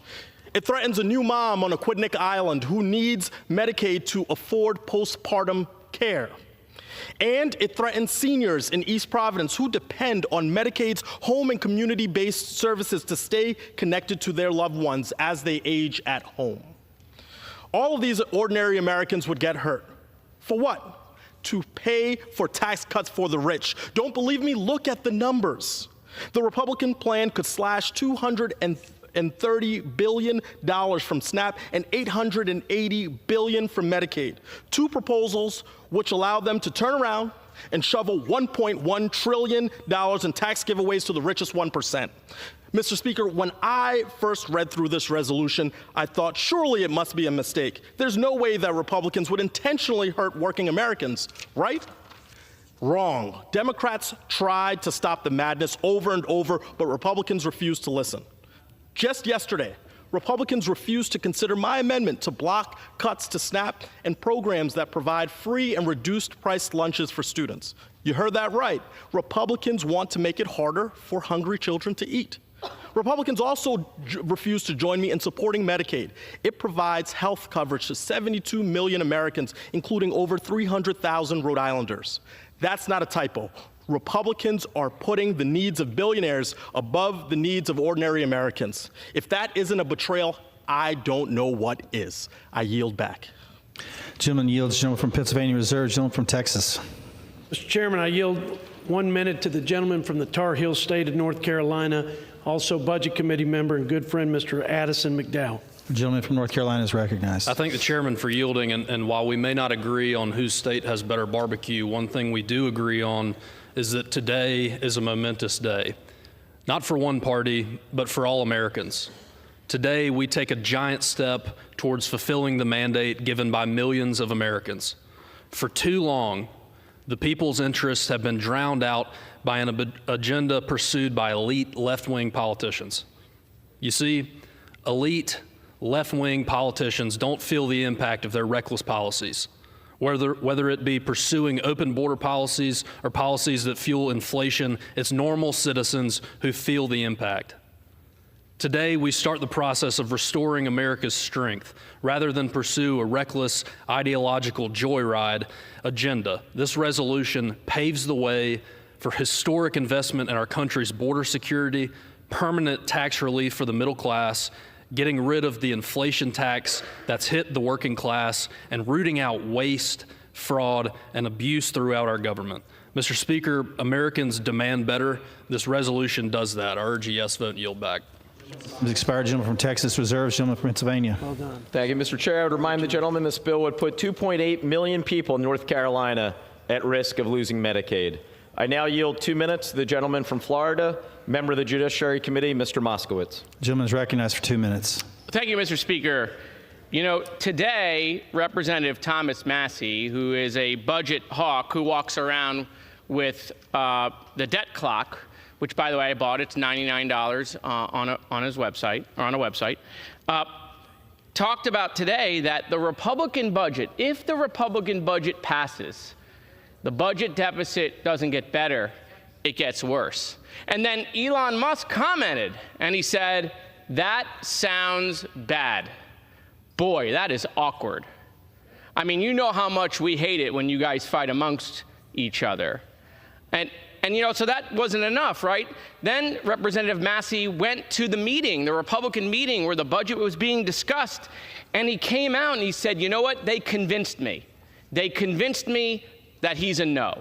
And the reason he's a no is he said over the next 3 years, it's going to add almost $1 trillion to the debt. And he said, and that's in the most best case, the most rosy scenario. And then he said, that's a lie. Man. You know, so this clock that we have that has the debt, you know, it's still going up. DOGE has not yet reversed it. And I say that as a member of the DOGE caucus who wants to shrink the size of government and cut spending. But this 36, instead of your budget making it a 35, it's going to make it a 37. We're going to go to $37 trillion in debt. And so, look, if you pass this today, this idea about DOGE or the Republicans being fiscal hawks or wanting to cut spending is no longer reality. I yield back. Thank you. Members are reminded to address their remarks to the chair. Gentleman yields. Gentleman from Pennsylvania reserves. Gentleman from Texas. Mr. Chairman, I want to remind the gentleman that the last 4 years, President Biden and my Democrat colleagues set a record of $8 trillion added to the national debt. If you add the $5 trillion in interest expense, well, I don't know that anybody's going to ever accomplish that feat. That's $8.5 trillion borrowed a day. And during that reign of reckless spending, they added $116,000 to the debt burden that our children will bear into the future. With that, I recognize and yield 2 minutes of time to my friend from California, also a Budget Committee member, Mr. J. Obernolte. Gentleman from California is recognized for 2 minutes. I thank my chairman of the Budget Committee and my friend from Texas for yielding. Mr. Speaker, this year we will borrow almost $2 trillion, which represents almost a third of all federal spending. For the first time in the history of our country this year, we will spend more on interest paying the national debt that we have already borrowed. And in several years, 3/4 of all federal borrowing will be just to pay interest on the money that we have already borrowed. Several years after that, we won't even have enough money to pay the interest on the national debt, which will signal a devastating default for our country. Mr. Speaker, we cannot allow that to happen. And yet, Mr. Speaker, we have a spending problem. We do not have a revenue problem.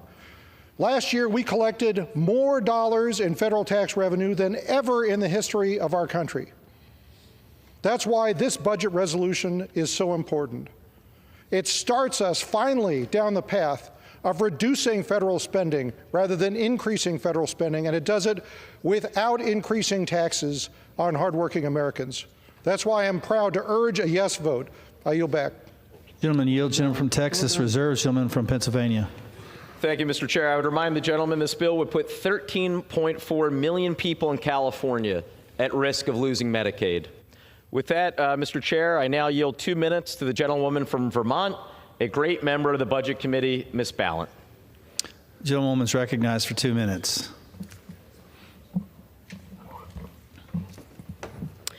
Mr. Speaker, I rise in strong opposition to the Republican budget.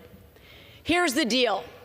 Republicans have the House, they have the Senate, they have the White House, and they could be passing legislation to actually make your lives better, to lower costs on groceries, on prescription drugs. They could be lowering the cost of housing. But instead, they are attacking the very programs that working and middle-class families rely on this country. It is a betrayal. We were sent here, all of us, we were sent here to work on behalf of the people back home. We were sent here to lower costs for people, to alleviate suffering. And I know that my colleagues were as well. So I ask you, why are they letting Trump do this? Why? This Republican budget doesn't do anything to address the costs that working people are facing. They have proposed a budget that gives massive, massive tax cuts to the wealthiest and corporations in this country. And how will they pay for it? They will pay for it by making deep cuts to Medicare to the tune of $880 billion and deep cuts to SNAP benefits. That's right, taking food away from families who need it. And they will be increasing the deficit.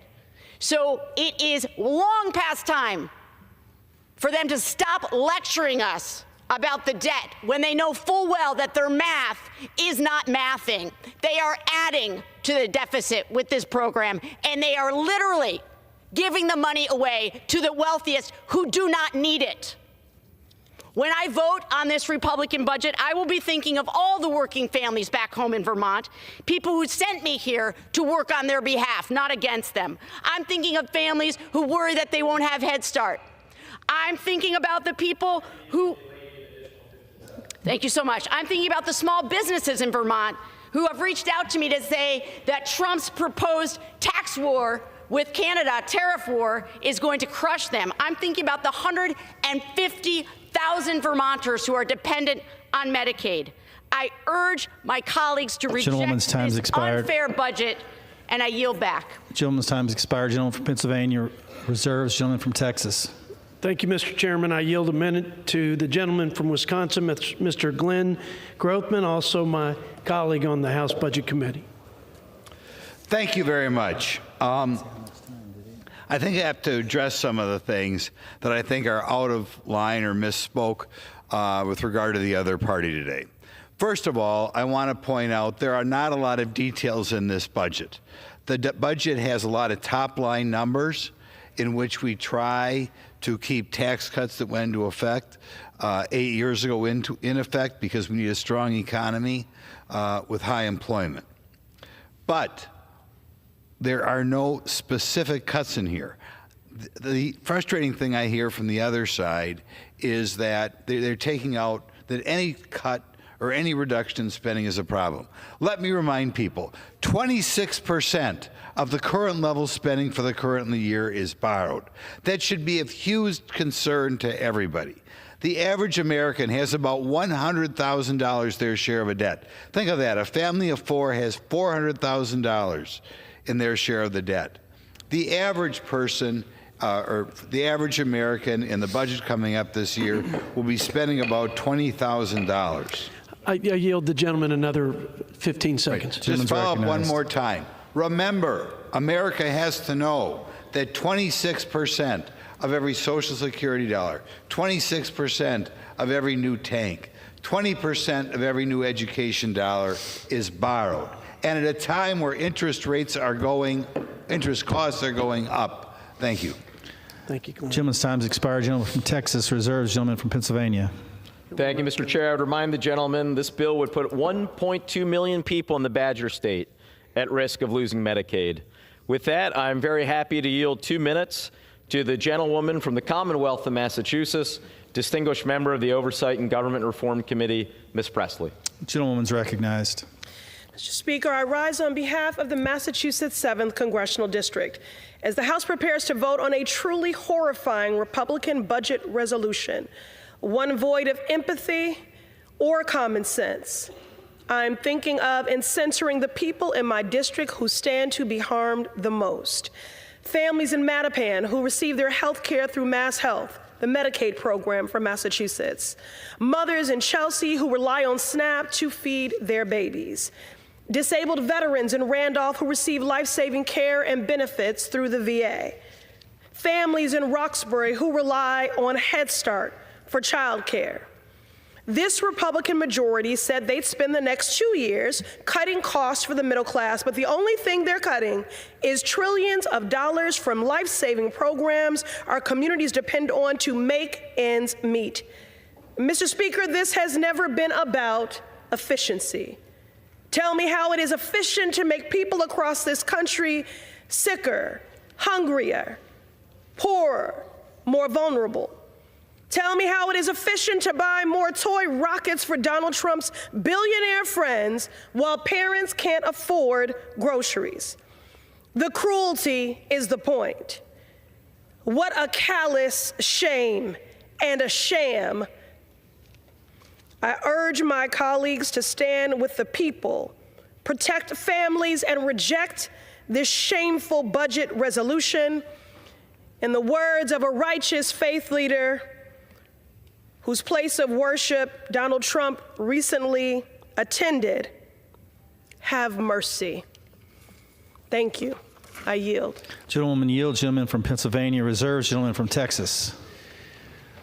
Well, Mr. Chairman, I think God had mercy on this country, and he's given us a shot now to turn this country around and to give it back to the American people and to return to common sense policies, to put the American people first and to clean up the mess in Washington, D.C. And we've seen the exposure of the waste and the woke and the bloat, and it's immoral to hand our country like this to the next generation.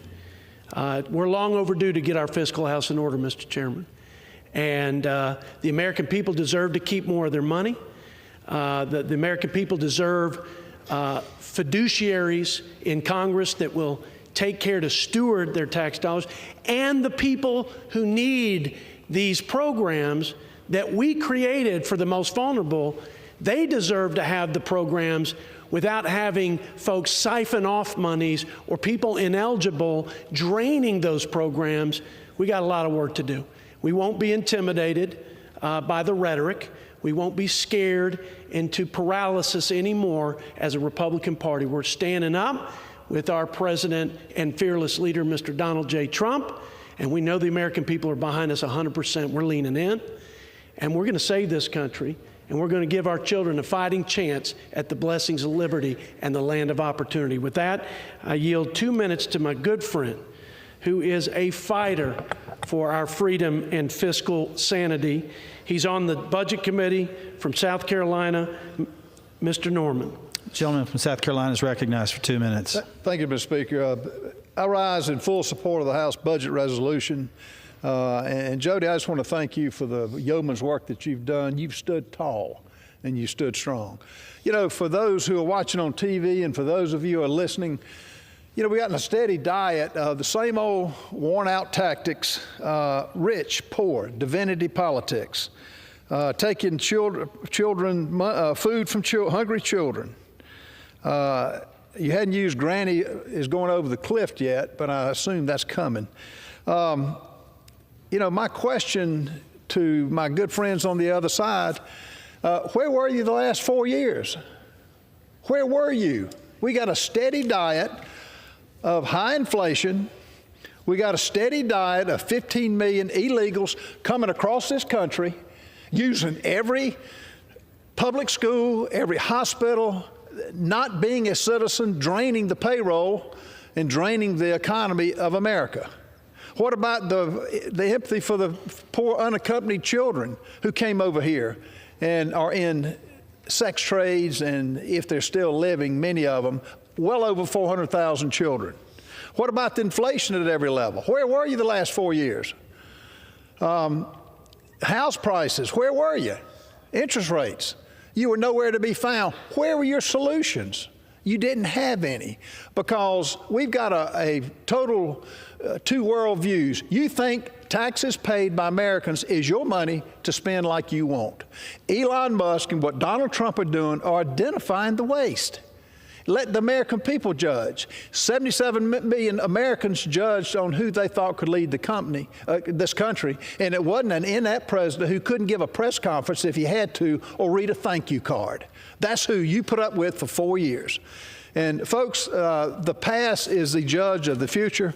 This bill, I would love to have $5 trillion in cuts. But we got. I yield the gentleman another 30 seconds. We've got more to go. This is the first step. The journey starts with the first step. We're going to fight, and we're going to stop the policies that have bankrupted this country that y'all have indicated, that y'all have put up with for the last 4 years. Time's up. It's time for a new day. Thank you. Thank you, Mr. Speaker. The gentleman yields. Members are reminded to direct their comments to the chair. Gentleman from Texas reserves. Gentleman from Pennsylvania. Well, Mr. Chair, I would remind the gentleman that this bill would put 1 million people in South Carolina at risk of losing Medicaid. But I appreciate the previous speaker's candor, his saying that he wants $5 trillion worth of cuts, and to quote him, this is only the beginning. So I hope that every middle-class American hears that and knows what is coming, that by his own words, this is just the beginning. This is bad enough. What are we talking about? $880 billion worth of cuts to Medicaid and the ACA, $230 billion worth of cuts to nutrition programs, $330 billion of cuts to student loan programs, Pell Grants, Head Start, school lunches, and more and more. And why? Also tax cuts worth $4.5 trillion can go to the richest 1% of Americans.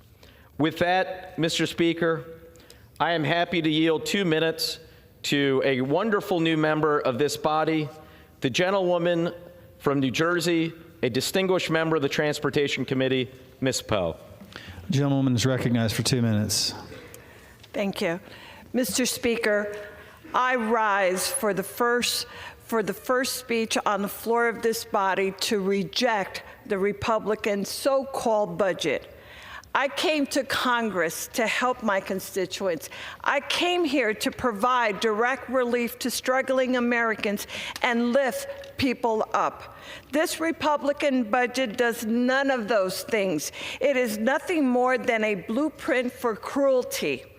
This GOP budget will destroy Medicaid and take health care away from millions of Americans.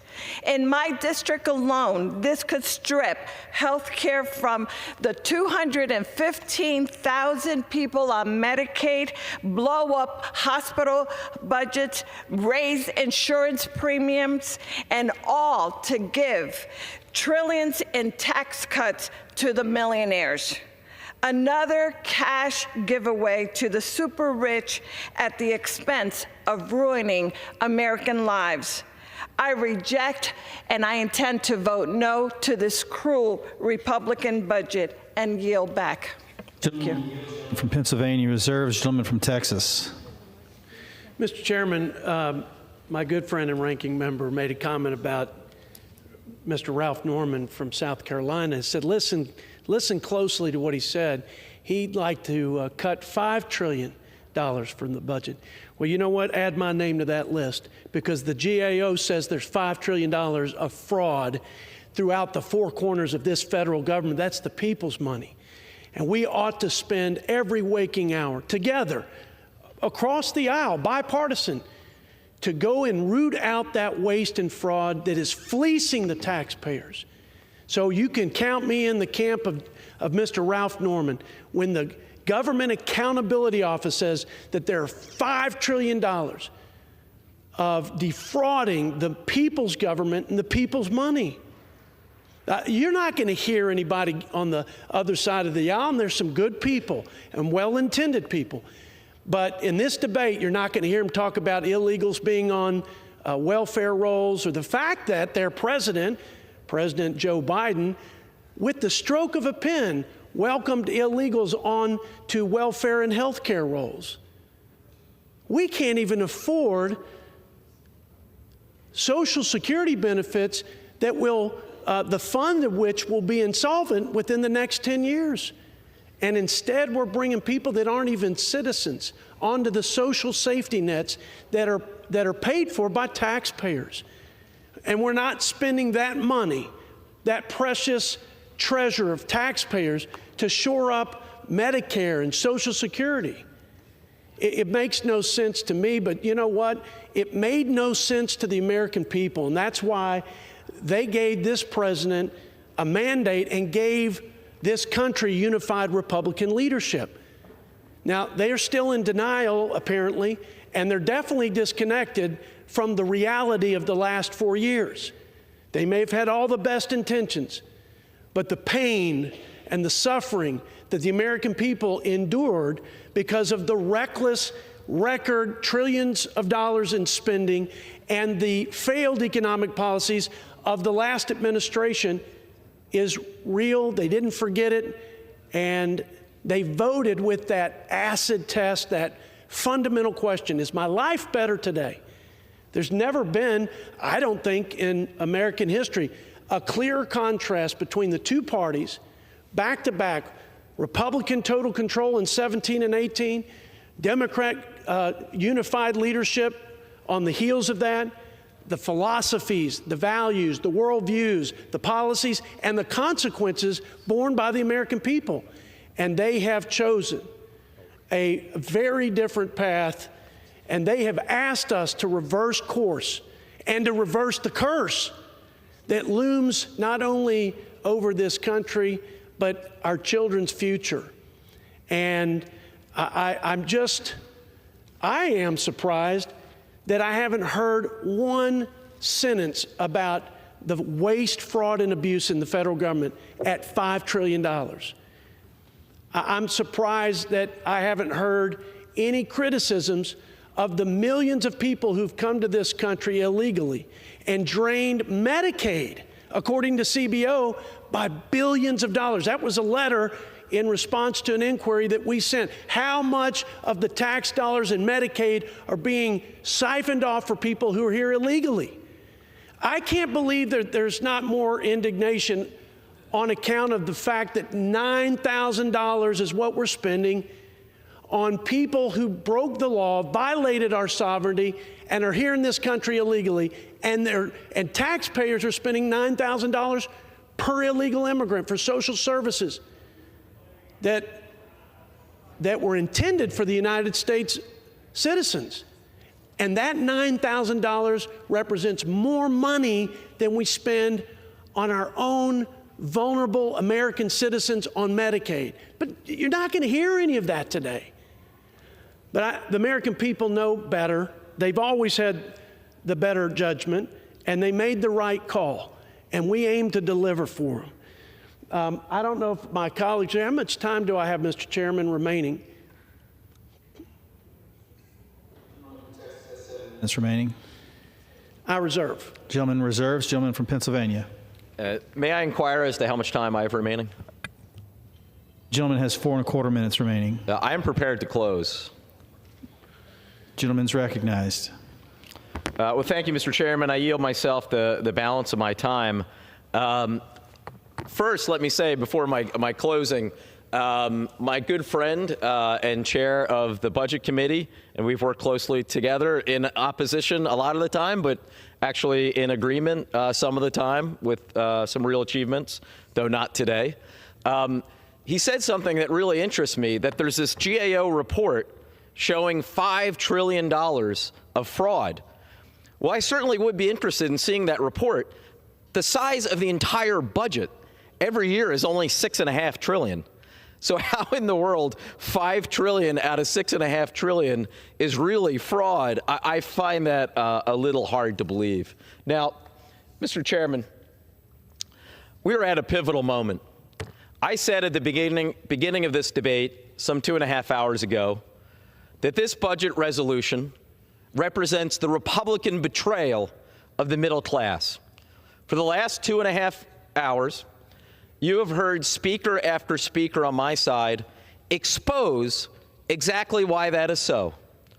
First and foremost, and I think most crucially, the $880 billion in cuts to Medicaid, the largest cuts in American history to Medicaid. Why is that important? 72 million Americans rely on Medicaid. Another 20 million rely and get their health care through the Affordable Care Act. They are also at risk. We have heard further that while those are the biggest cuts, there are even more, hundreds of billions of dollars in cuts to nutrition assistance, school lunch programs, Pell Grants, Head Starts, and the list goes on. And why? All to deliver $4.5 trillion of tax cuts to the richest 1% of Americans. And let's not forget the fact that in order to cover the rest of the cost of those tax cuts, they are increasing the debt limit by $4 trillion. They like to talk about debt and how horrible it is, but this piece of legislation will make our debt situation far worse. This is the Republican betrayal of the middle class. Day after day, in my home state of Pennsylvania, you had candidates from both sides talking about how the #1 priority should be to lower costs for Americans. The president made that promise. He said he would do it on day one. Well, here we are, more than a month in, not one executive order, not one bill to lower costs for the American people. Instead, we have this bill to take money from the middle class and give it to those who need it the least. Mr. Speaker, I am proud to lead the opposition to this Republican betrayal of the middle class. I urge every member of this House to vote no. With that, I yield back. Gentleman yields. Gentleman from Texas is recognized. Mr. Chairman, I'd like to make my closing remarks consume as much time as we have on the clock here, but let me also pay respects to my ranking member. He is a great guy. He has been a really good partner. We've done some really important things together on a bipartisan basis. In fact, we've passed more bipartisan legislation to fix the broken budget process, which doesn't serve either party in this institution well, and I give him equal credit, if not more credit, because when you're in the minority, there's tremendous pressure not to work with the majority. But he's an American first, and we may disagree, but I know where his heart is. Now, let me answer the question of the ranking member. The $5 trillion is a CBO score. That's a 10-year budget window score, just like the $2 trillion that we have as a goal to reduce reckless, wasteful, and fraudulent spending. Now, Mr. Chairman,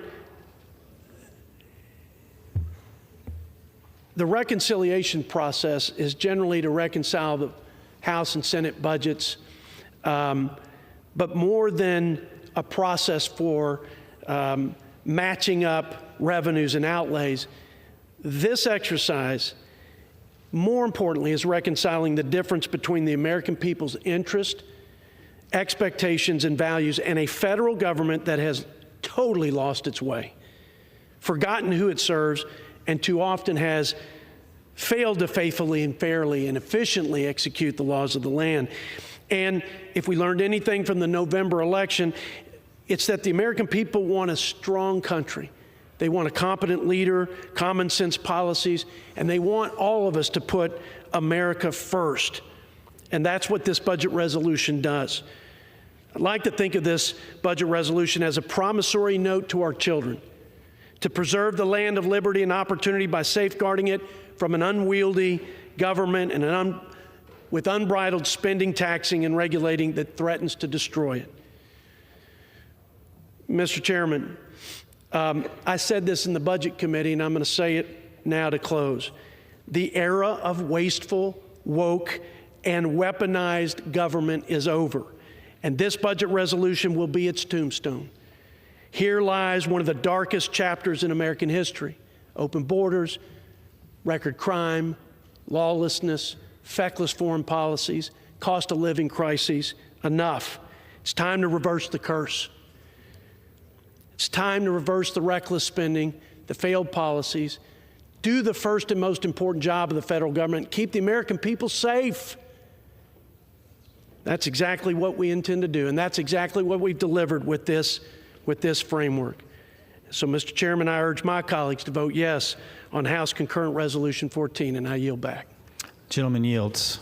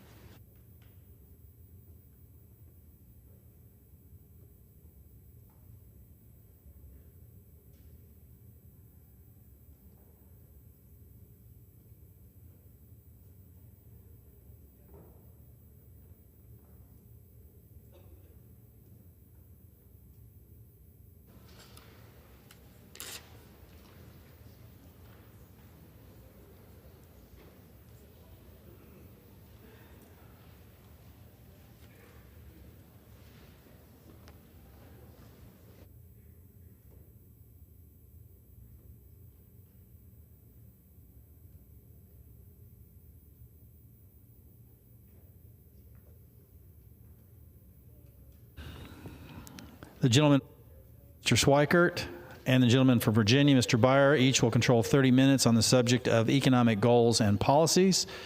Chair now recognizes the gentleman from Arizona, Mr. Schweikert.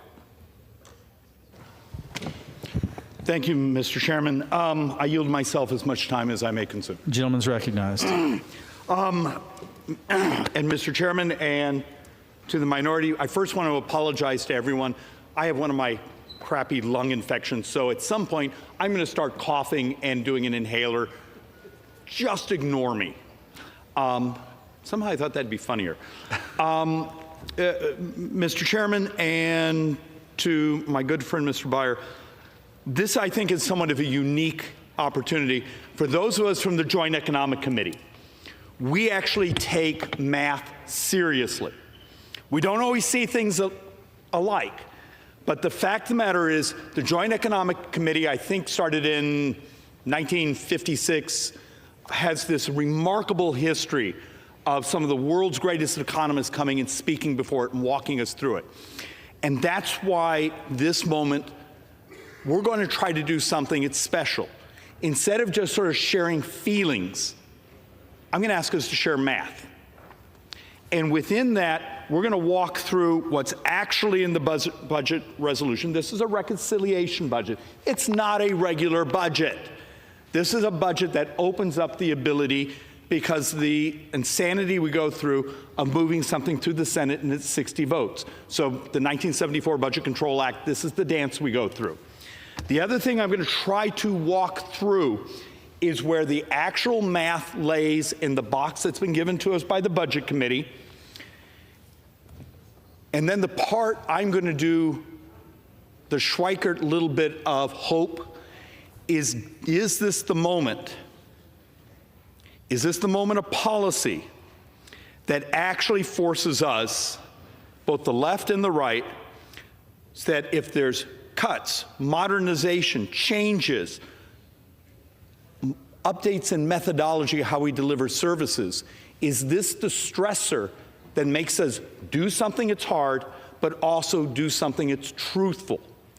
I'm also going to try repeatedly to make the point, Mr. Chairman, and show why are we primarily doing this. We have a handful, actually a bunch of provisions of the 2017 tax reform that begin to expire. Most of those provisions actually are the benefit of small businesses and the working class. And I will show that over and over, and the distributional effects. And with that, Mr. Chairman, I reserve. Gentleman reserves. The gentleman from Virginia is recognized. Mr. Speaker, I rise today in opposition to this budget resolution, and I yield such time as I may consume. The gentleman's recognized. Mr. Speaker, this budget is disastrous for the American economy. It will balloon our deficits, it will lead to higher interest rates, and will make the things Americans buy every day more expensive. It will slash critical investments in the things that make us healthier, safer, and more productive, things like cancer research, aviation security, and our national park system. And it will decimate critical programs that support the people we represent, stripping health care from millions and make it harder for families to put food on the table and make ends meet. All of this for billionaires and corporations that get tax cuts they do not need and that our country cannot afford. I'm pleased to do this with my friend, Chairman Schweikert. I also believe in math, and I rarely brag, but I'm good at math. Americans have been clear. They want lower prices and an economy that works for them.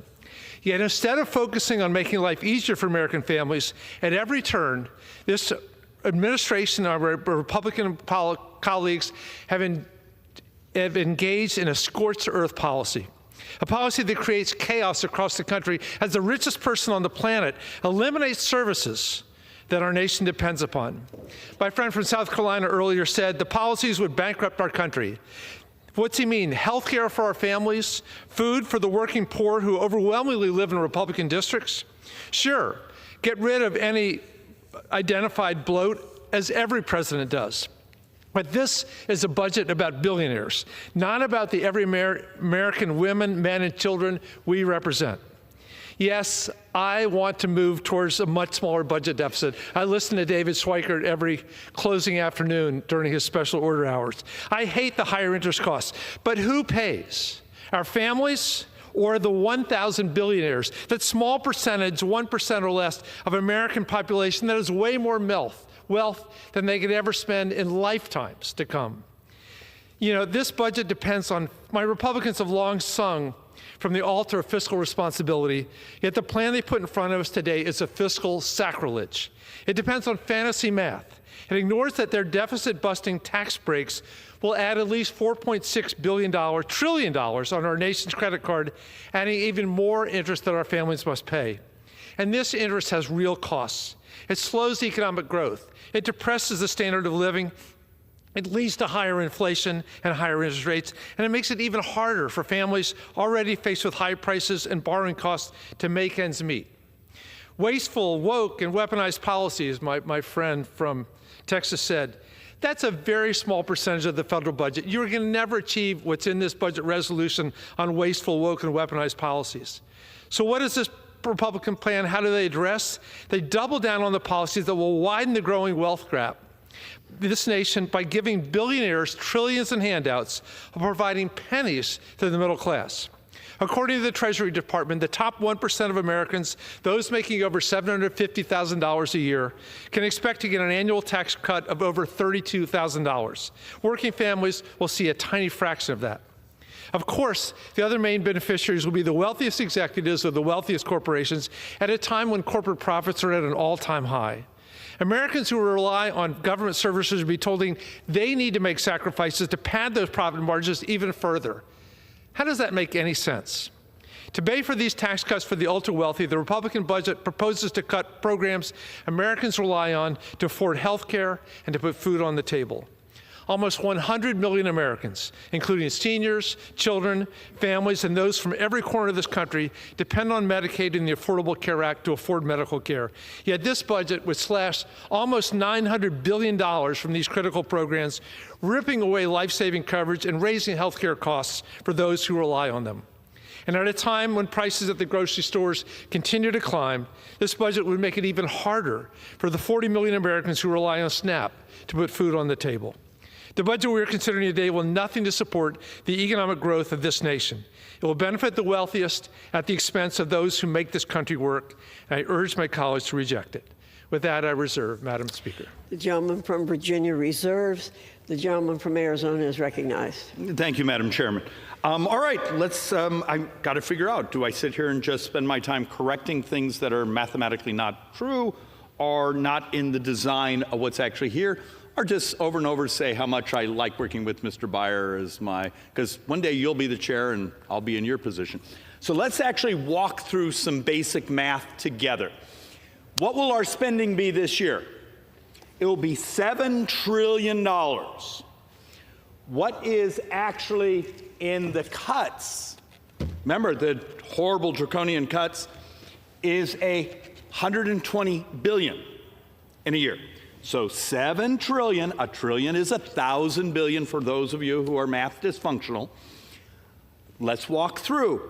And 120 billion is the Armageddon. So let's actually have a little, and I'm probably going to end up using these a couple times here because I think they make a point. The way a reconciliation budget is laid out, it creates a series of boxes. Here's all these authorizing committees. We need you to find savings. We need you to find those savings through modernization, through waste and fraud. And we're going to spend a little time actually talking about some great documents even the Biden administration produced on waste and fraud. And I'm sure every member here has actually read them and some of the other articles we have from Wall Street Journal doing on Medicare Advantage and all these others.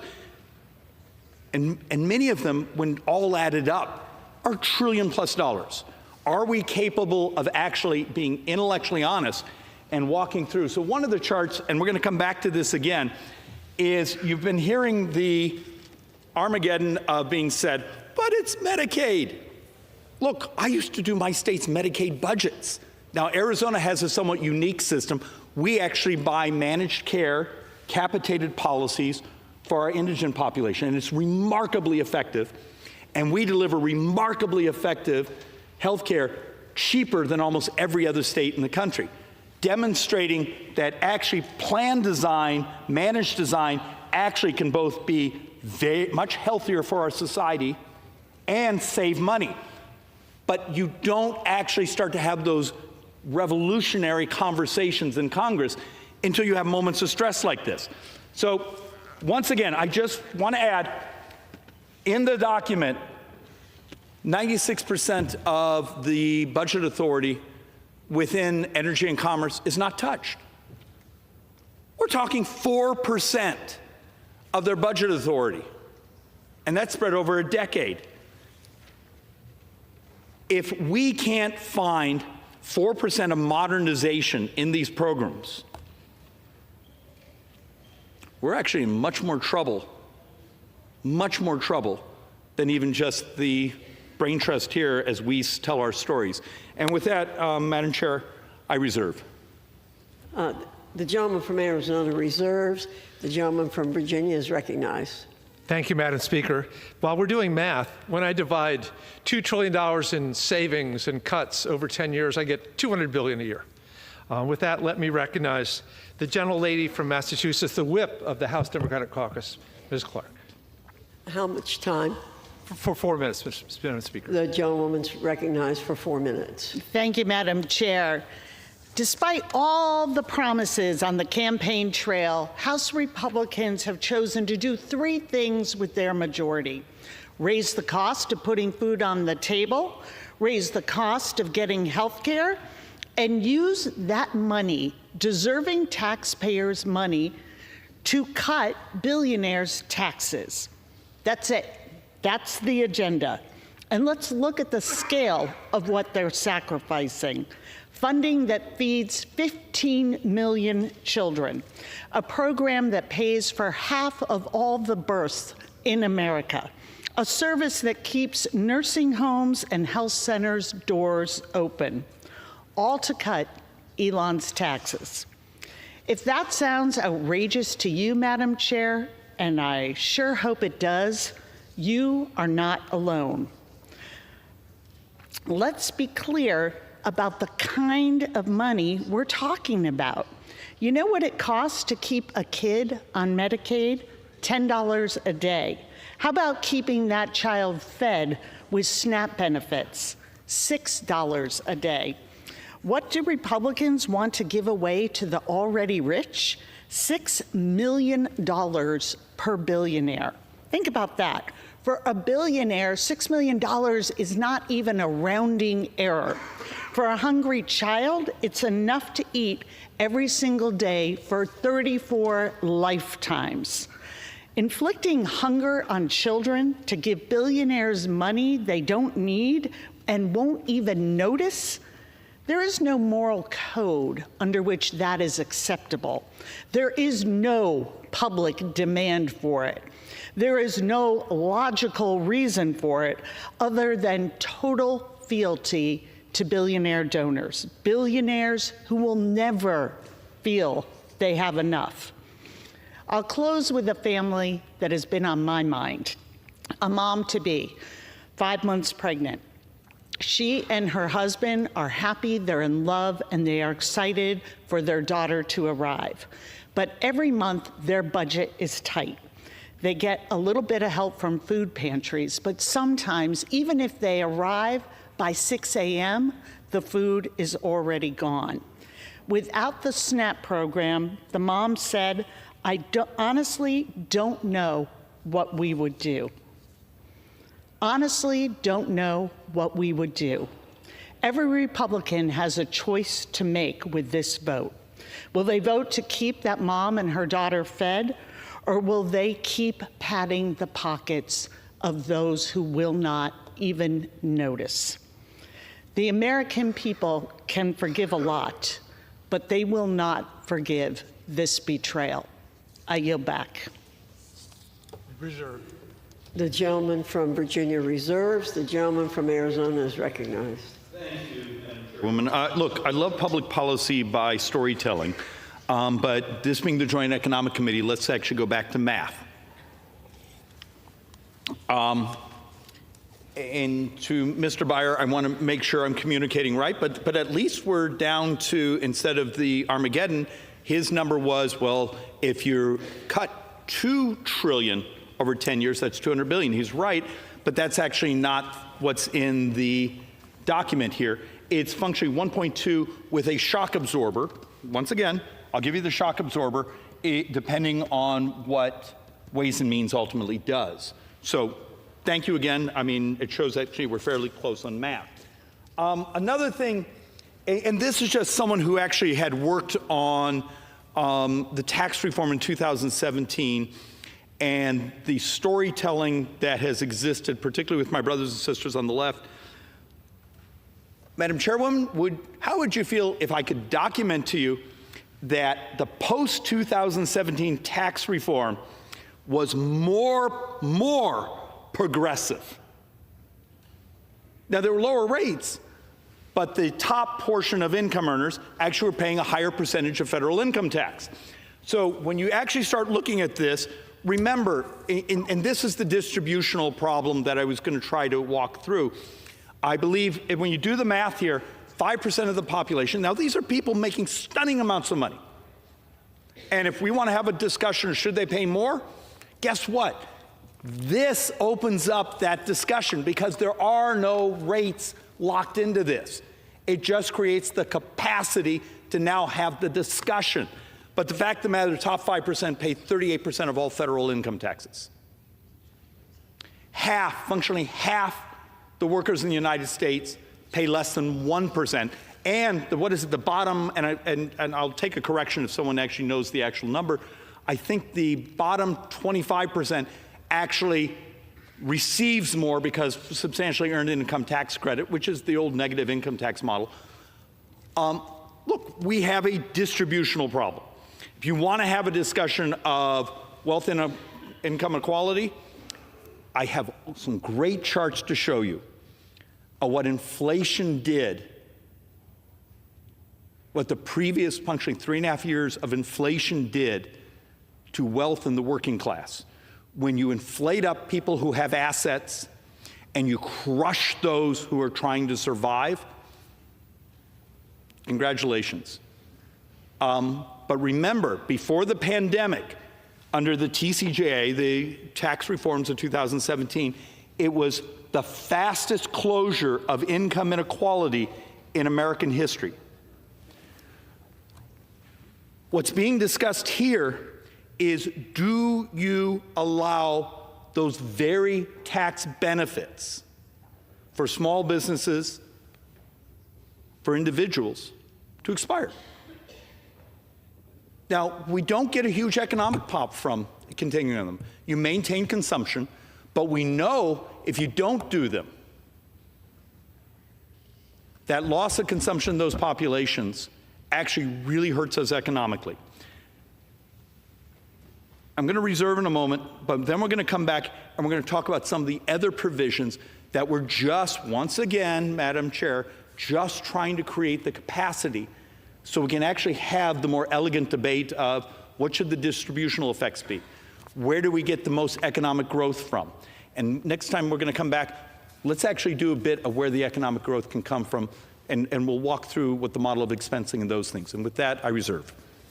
The gentleman from Arizona reserves. The gentleman from Virginia is recognized. Thank you, Madam Chair. To add to the distributional impacts, the top 5% pay 38% of the taxes, but they have more than 60% of the wealth. The bottom 10% pay very little, but live hand to mouth, including more than 12% of our children. Madam Chair, I yield 2 minutes to the gentleman from California, the chairman, the distinguished chair of the House Democratic Caucus, Mr. Aguilar. The gentleman is recognized for 2 minutes. I thank the gentleman for yielding. Thank you, Madam Chair. I rise in opposition to this Republican budget.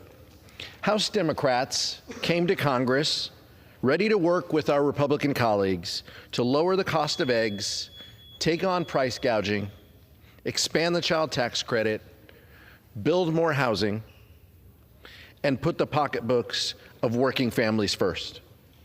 This is what the American people told us was their top priority. And these are the issues that drive our caucus. Instead, Madam Chair, they have turned their attention to the only policy priority that they really care about: ensuring billionaires pay less. My constituents can't afford eggs at the local grocery store, while my Republican colleagues are fighting amongst themselves about who to hand out tax breaks to, corporations or individuals. Tesla pays $0 in federal taxes, while teachers and firefighters in San Bernardino are paying more than their fair share. Here is the reality, Madam Chair. My Republican colleagues are going to take away health care from more than 10 million Californians to pay for tax cuts for billionaires. This is not going to make the cost of eggs cheaper or housing less expensive, but it is going to put children and seniors who need health care at risk.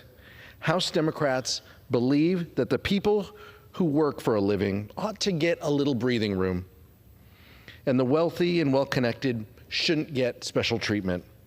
The Republican budget is not good for the economy, it's not good for the country, and it's a betrayal of the middle class. I urge a no vote. The gentleman from Virginia reserves. The gentleman from Arizona is recognized. Thank you, Madam Chairwoman. I actually made a board for what the gentleman's point was, showing that within this budget, this reconciliation budget document, how much additional tax cuts are there for C corporations? There's your board. Being a little sarcastic, but that's sort of a personality trait. The fact of the matter is, once again, the talking points don't match up with the reality here. Your taxes, everyone in this room, your taxes go up at the end of this year. If you run a small business, a pass-through, not a C corporation, a pass-through, your taxes go up. If you're part of an employee-owned company, so you've come together and you're managing yourselves almost like an employee co-op, your taxes go up. Now, what also do I hope, but I don't know if the capacity that this creates will allow us to do it, but I sure hope so. We have some great data, and I won't make you live through my charts, that show expensing. Research and development expensing and expensing. It has a cost in the 10-year window.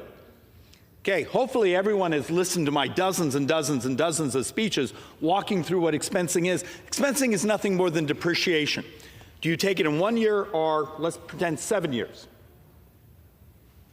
But you still get the exact same amount of reduction in your taxes. It's a timing effect. The difference is if you can take it in the first year, if you do it over 7, you have to finance it. We actually have great economic modeling that shows when you do expense research and development, when you do expensing, you actually get a virtuous cycle of, well, we bought the piece of equipment, so we do it better, faster, cheaper. Well, our competitors just did it. The next year, we got to do it again. And that was one of the reasons, particularly pre-pandemic, we had that sudden spike of capital expenditures in productivity. The punchline on that is that actually does not exist now. It's already fading out for those C corporations, which actually have their rates already locked in, but also for all those other small businesses to make those capital expenditures. Why is this really important? Well, there's lots of data that shows that part of the tax code actually does, from an economic growth standpoint, create incredible vitality. And it's a timing effect.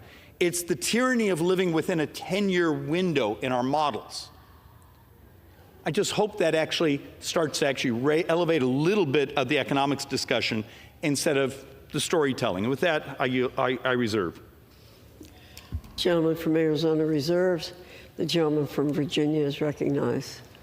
Madam Chair, I am thrilled to yield 1 minute to the gentlelady from Wisconsin, a distinguished member of both the Ways and Means Committee and the Joint Economic Committee, Ms. Moore. The gentlelady is recognized for 1 minute. Thank you, Madam Speaker and Mr. Beyer. You know, Republicans pretend to care about the nation's debt and annual deficits, but they have instructed Ways and Means to add $4.5 trillion to the debt to provide tax cuts to the wealthiest. Now, what we have heard from our Republican opponents here today, that if we don't pass this resolution, that everybody's taxes are going to be raised. Well, I'll tell you what. There will be crumbs from the master's table for the average American earning under $200,000 a year versus tax cuts for the wealthiest corporations and individuals.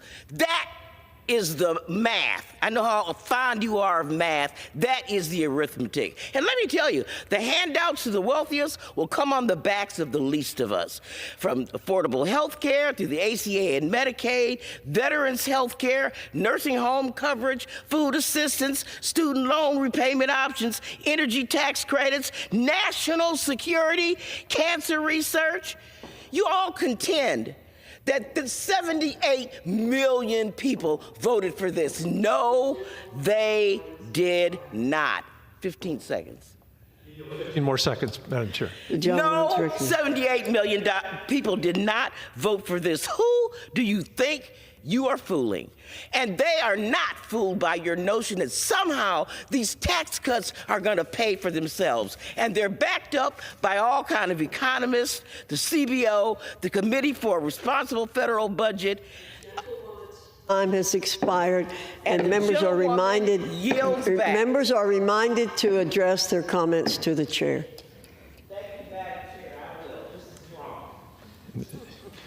We reserve, please. Madam Chair. The gentleman from Virginia reserves. The gentleman from Arizona is recognized. Madam Chair, average family, $2,853. That's your crumbs. I would argue for the average family that have been crushed by the previous 3-4 years in inflation. If you don't make 27% more money in my district, you are poorer today than you were 4 years ago. Having their taxes go up $2,853, and that's the average. And I promise you, I think in my district, it was closer to $3,300. I'm blessed to have a more prosperous district. That is not crumbs, Madam Chair. And with that, I reserve. Gentleman from Arizona reserves. The gentleman from Virginia is recognized. Madam Chair, I yield 1 minute to the gentleman from Illinois, a distinguished member of the Joint Economic Committee and our preeminent environmental economist. Gentleman from Illinois is recognized for 1 minute. Madam Speaker, I want you to imagine that a friend came over to you and said, Donald Trump taught me how to save 50% on my shoe purchases. All you got to do is cut off one leg. It's just math, as the gentleman from Arizona says. So let's get out the saw and head to Foot Locker. Now, if you were a good friend, you would tell them you're crazy and you need to stop thinking that Donald Trump likes you. But here we are today, talking about the idea that we're going to save money by gutting Medicaid, slashing food assistance, defunding white-collar law enforcement, the police, and exploding budget deficits so that we can do what Donald Trump told you he wants, give a $4.5 trillion tax cut to the wealthiest Americans. And so I would say to my Republican colleagues, as a friend, Donald Trump doesn't like you. He doesn't really like anybody. He just assumes that you will never find the courage to stand up to him, so he's going to keep asking you for more until you finally do. If you are sick of being bullied, if you're ready to act like the leaders you claim to be and make sure that we leave this country in a little better shape than we found it, grow a spine and vote hell no on this budget resolution. I yield back. I reserve. Members are reminded to refrain from engaging in personalities toward the president. Gentleman from Virginia reserves. The gentleman from Arizona. Madam Chair, may I inquire into time? I may need you to go more. The gentleman from Arizona has 16 and a half minutes remaining. The gentleman from Virginia has 18 minutes remaining. Okay. Madam Chair, I reserve. The gentleman reserves. The gentleman from Arizona reserves. The gentleman from Virginia is recognized. Madam Chair, I yield 1 minute to the gentleman from Illinois, the distinguished ranking member of the China Select Committee, Mr. Krishnamurthy. The gentleman from Illinois is recognized for 1 minute.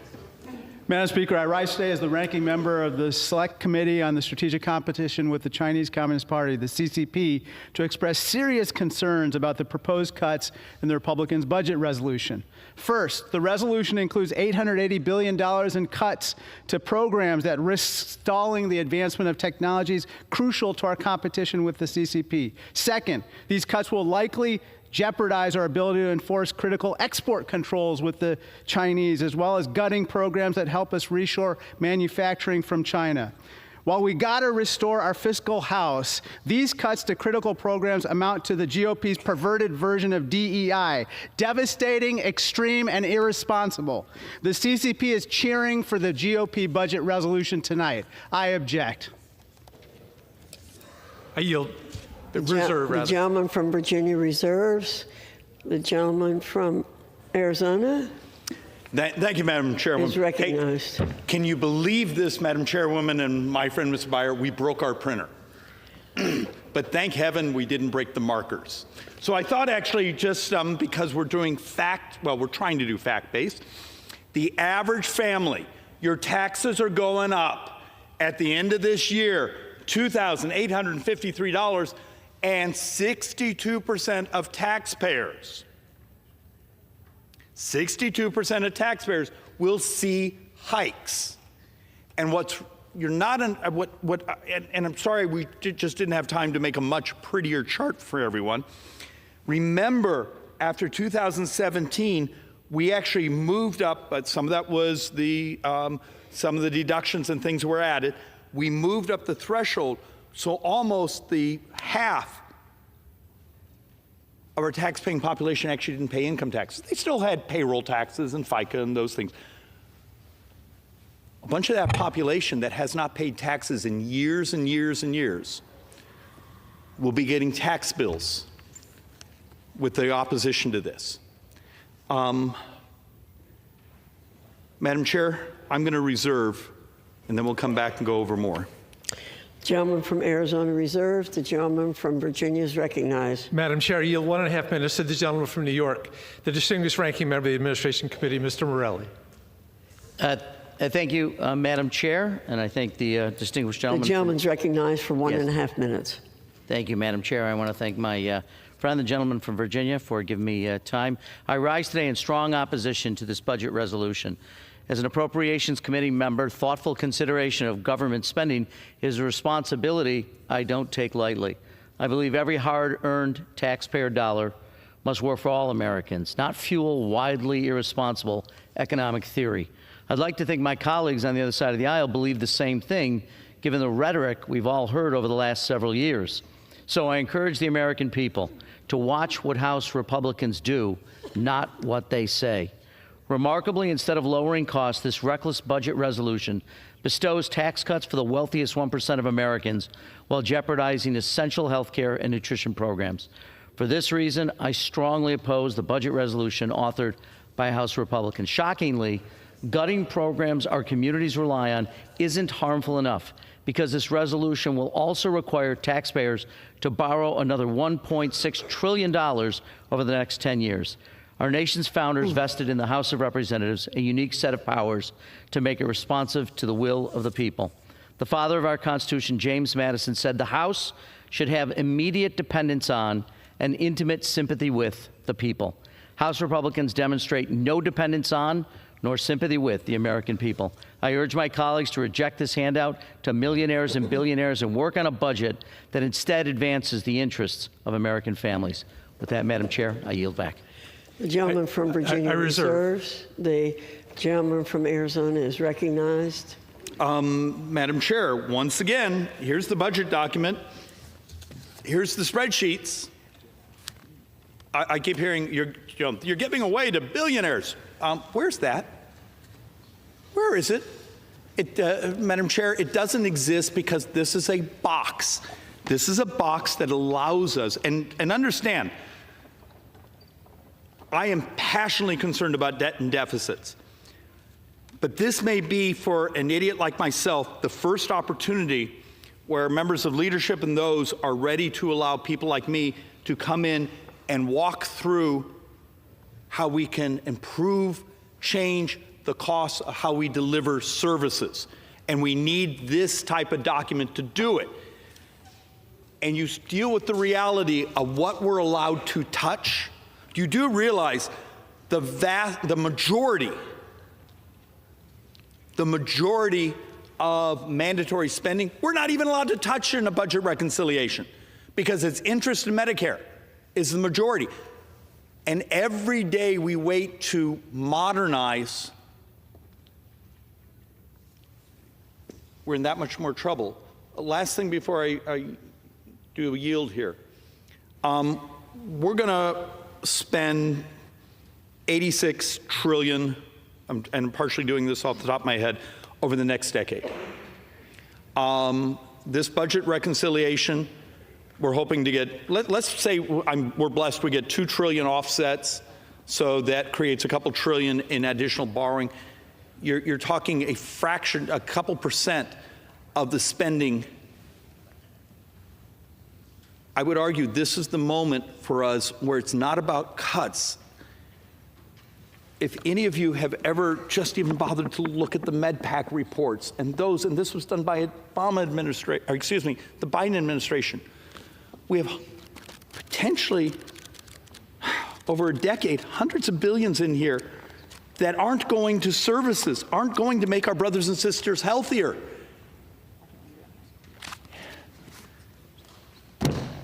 Help us. Help us engage the morality of doing this better, faster, and cheaper.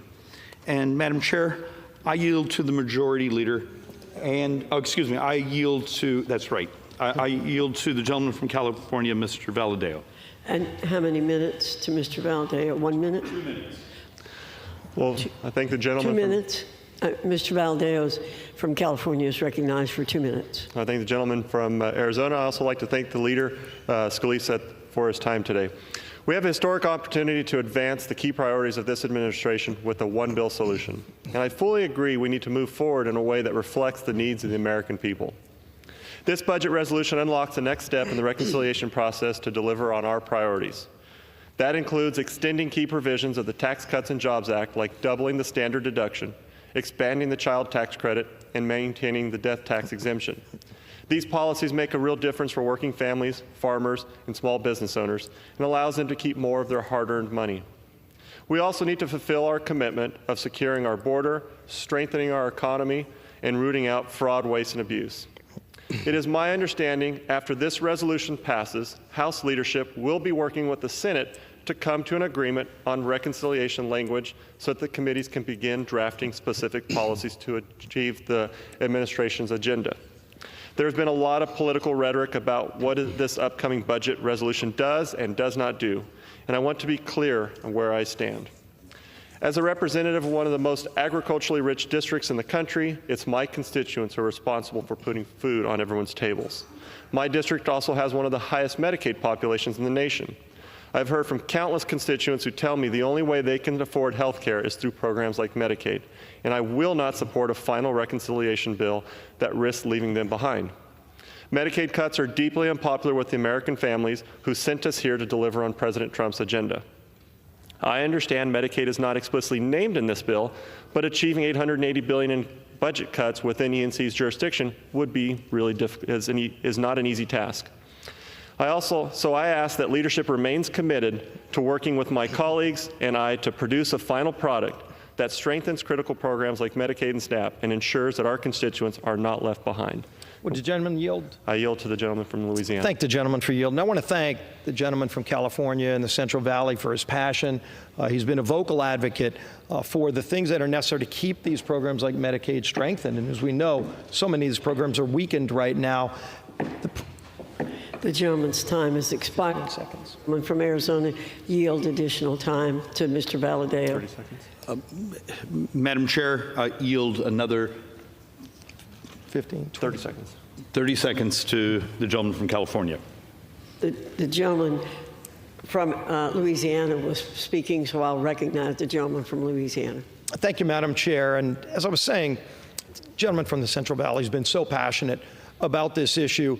And as we move this through the process, he surely has my commitment and all of leadership that we'll continue to not only listen to him, but his district is going to have a very loud voice as this process moves forward to protect and make sure that people who are on these programs, who are deserving, who need these programs, are going to, frankly, we all ought to be focused on getting better services to these people and rooting out the waste, fraud, and abuse. That's what we're focused on, protecting those people who are on these programs, who need them so desperately, as Mr. Valadao has fought for years to deliver, and he will continue to do that. We absolutely commit to that for him and others. I yield back to the gentleman from California. The gentleman from Arizona reserved. The gentleman from Virginia is recognized.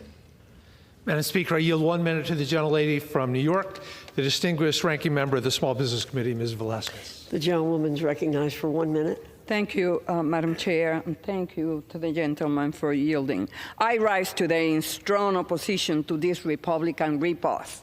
This budget slashes $880 billion from Medicaid, putting 286,000 people in my district, including nearly 100,000 children, at risk of losing health care. Madam Chair, cruelty is the point. It also targets food assistance, leaving over 147,000 New Yorkers in my district struggling to afford meals. Cruelty is the point. And why? All this to hand out trillions of dollars in tax breaks to the top 1%. Republicans tried to this trick before in 2017. They promised it will raise wages, pay for itself, and boost the economy. It didn't. Instead, it made the rich richer while working people fell further behind. Now they are doubling down, making America sicker, poorer, and hungrier, just to funnel more money to their billionaire donors. The gentlewoman's time is expired. Republican responsibility is economic cruelty. Vote no. The gentlewoman's time has expired. The gentleman from Virginia reserves. The gentleman from Arizona is recognized. Thank you, Madam Chairwoman. Economic literature, and I think even the board here demonstrated that if we go back to the original TCJA, those corporate tax cuts, over 70% show up in wages. That's one of the reasons there was such remarkable wage growth without inflation. If you care about workers, you get tax policy correct. And with that, Madam Chair, I'd like to yield 60 seconds, a magic 60 seconds, to the leader. The majority leader, the gentleman from Louisiana, is recognized for 1 minute. Thank you, Madam Chair, and I thank my friend from Arizona for yielding for 1 minute. I rise in strong support, first of all, of this budget resolution. It's a critically important piece of legislation. Frankly, might be one of the most important resolutions that this chamber has taken up in years to start the process of delivering on the mandate that President Trump and this House and Senate Republican majority got from the voters of America in November. Now, I understand that my friends on the other side of the aisle are upset with the voters of America that they lost the election. They're upset with the results.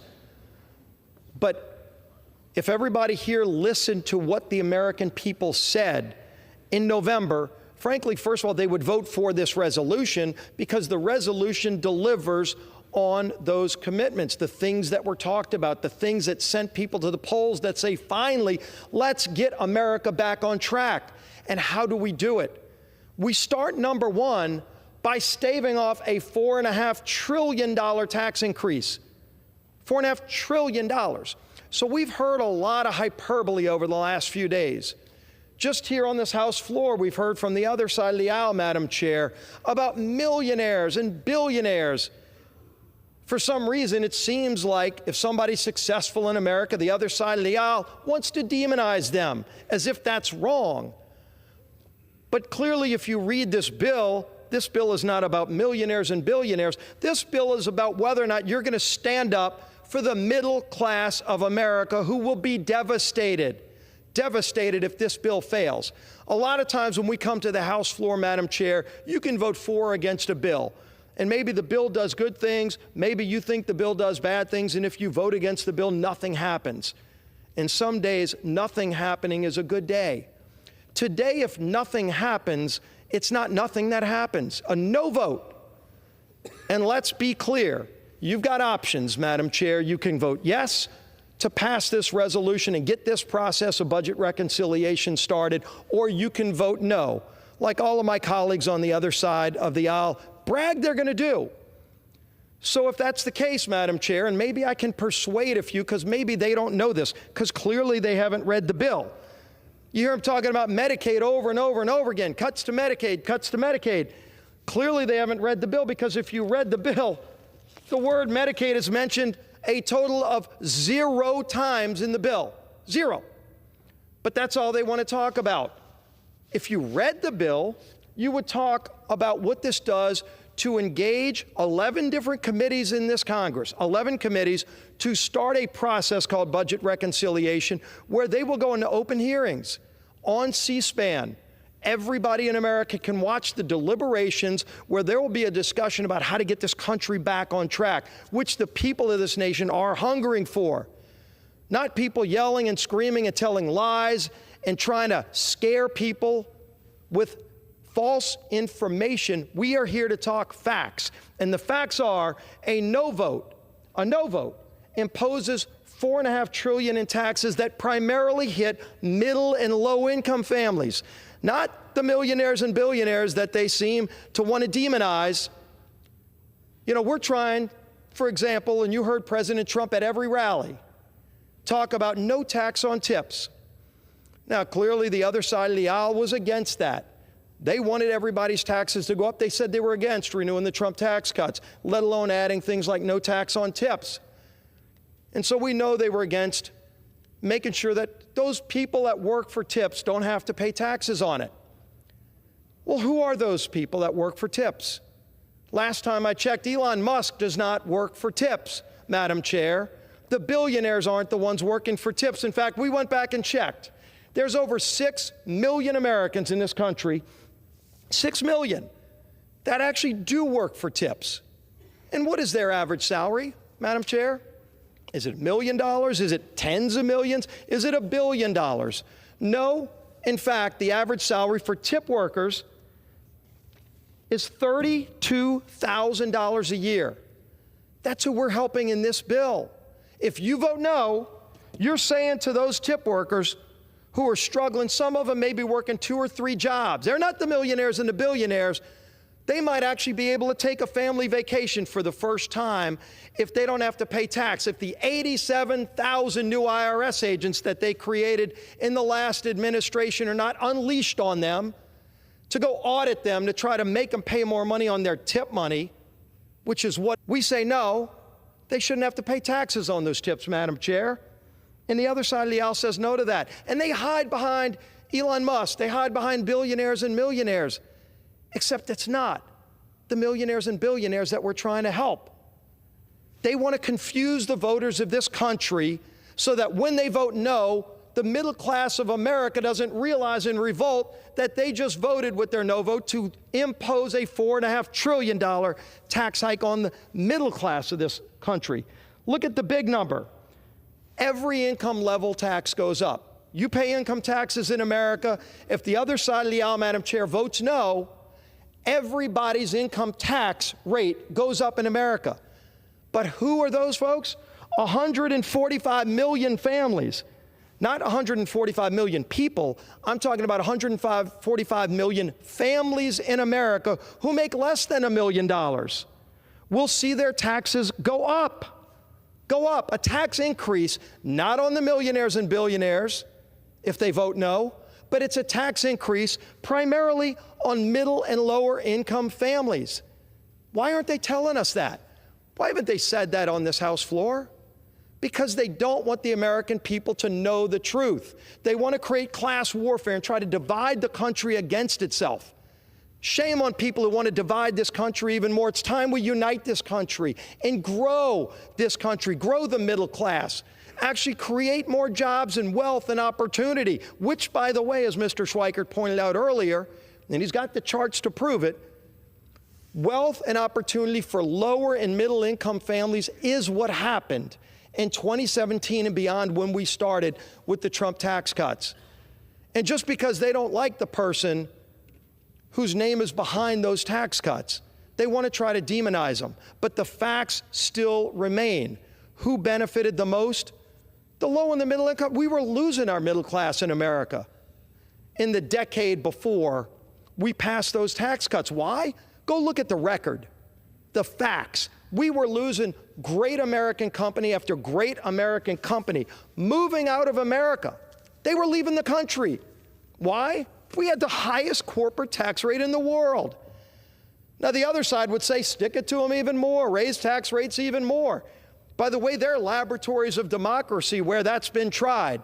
It's called New York and California. And every time they keep raising rates, what happens? People move in droves. Million-plus people have left those states to go to other states, Texas, Florida, Tennessee, that have no income tax. So sure, you're seeing it happen in America, but what happens if they destroy America's system? Where do you go? Well, some of those people left America. Madam Chair, we don't want that to happen. We actually brought companies back. Great, recognized. You would know the logos of all of them if we put them up. There's too many to mention. That had left America over years and years, and nobody did anything about it. Everybody knew why it was happening. And so we made our country competitive again. How? By lowering tax rates. Now, everybody should have been for that. Unfortunately, their party back then, the Democrat Party, said, we're going to vote no on that. Every single Democrat voted no. Why did they make it an issue, a partisan issue? I don't know, but I know this. When we lowered those tax rates to make America competitive, we're a global competing economy. Our companies in America don't just compete against the person down the street. They're competing against companies all over the globe, and we should applaud that. We shouldn't just applaud it, by the way. We should make sure they remain the most competitive businesses in the world. America remains the most competitive country in the world, but we weren't. We were not. That's why we were losing people. Imagine people saying, I'm going to leave the United States of America, greatest country in the history of the world, because our country stopped being competitive. And we finally did something about it. This Republican majority in 2017 did something about it and finally brought those jobs back and brought wages up. Wages grew for everybody. Companies were giving out bonuses, pay raises. Our unemployment rate went to virtually zero. Those are the facts. And so they want those tax rates to go up. Not all of them expire. The corporate rate remains, by the way, competitively low at 21%. The corporate rate stays at 21. You know what doesn't stay low? If they vote no, and I'm a yes vote, because I want our country to be competitive. I want our small businesses to be able to be competitive with big businesses. They love beating up on the big guy, but guess what they're going to do? And let's look at the facts. Anybody who votes no on this bill, Madam Chair, will tell every small business in America. It's a provision of the tax code called 199A. And if you're not a small business, you've probably never heard of 199A. But you know what? If you are a small business, a 20-person mom and pop shop on Main Street, America, anywhere in this country, 199A is your lifeblood. Why? Because that's what allows you as a small business, a 10, 15, 20 person American dream story. You started your own business, but you can now compete and pay the same tax rate as the big global multinational corporation who's at 21. But what happens, Madam Chair, if they vote no? And again, the no vote does not mean nothing happens. If you vote no, you are saying you want the small business now to go from a 21% effective rate to as high as 43% taxes. So think about this. You're the mom and pop small business and you're barely hanging on. You've beaten all the internet competitors and you're still being able to hold on to those jobs. You know, show up at work every day, employ the 20 people, the 15 people that you're creating jobs for. If the other side gets their way, you jack up to 43% tax rate when your competitor, the big global billionaire corporation, is still at 21. That's what happens if they vote no. Why haven't they said that during the debate? I haven't heard it yet. Again, all you hear about is the billionaires and the millionaires are the ones getting all the breaks. Except it's not true, Madam Chair. It's just not true. Every small business in America gets kicked in the gut if this fails. Every small business in America. And look at the numbers. You're talking about over 20 million small businesses. Think of how many workers that is. Do they just want to kick all those workers out to the street, to the unemployment rolls? Because if you're paying 43% and your competitor's paying 21, you don't need a math degree to figure out how quickly you're not going to be able to compete. We made them competitive in 2017. Why does the other side want to vote no and all of a sudden make every small business in America uncompetitive with the big billionaires? They're defending the billionaires, Madam Chair. This is insanity. But that's the reality of what happens if you vote no. And again, maybe by me going through the actual details, we might convince a couple of folks that maybe somebody duped them. They gave them some talking points.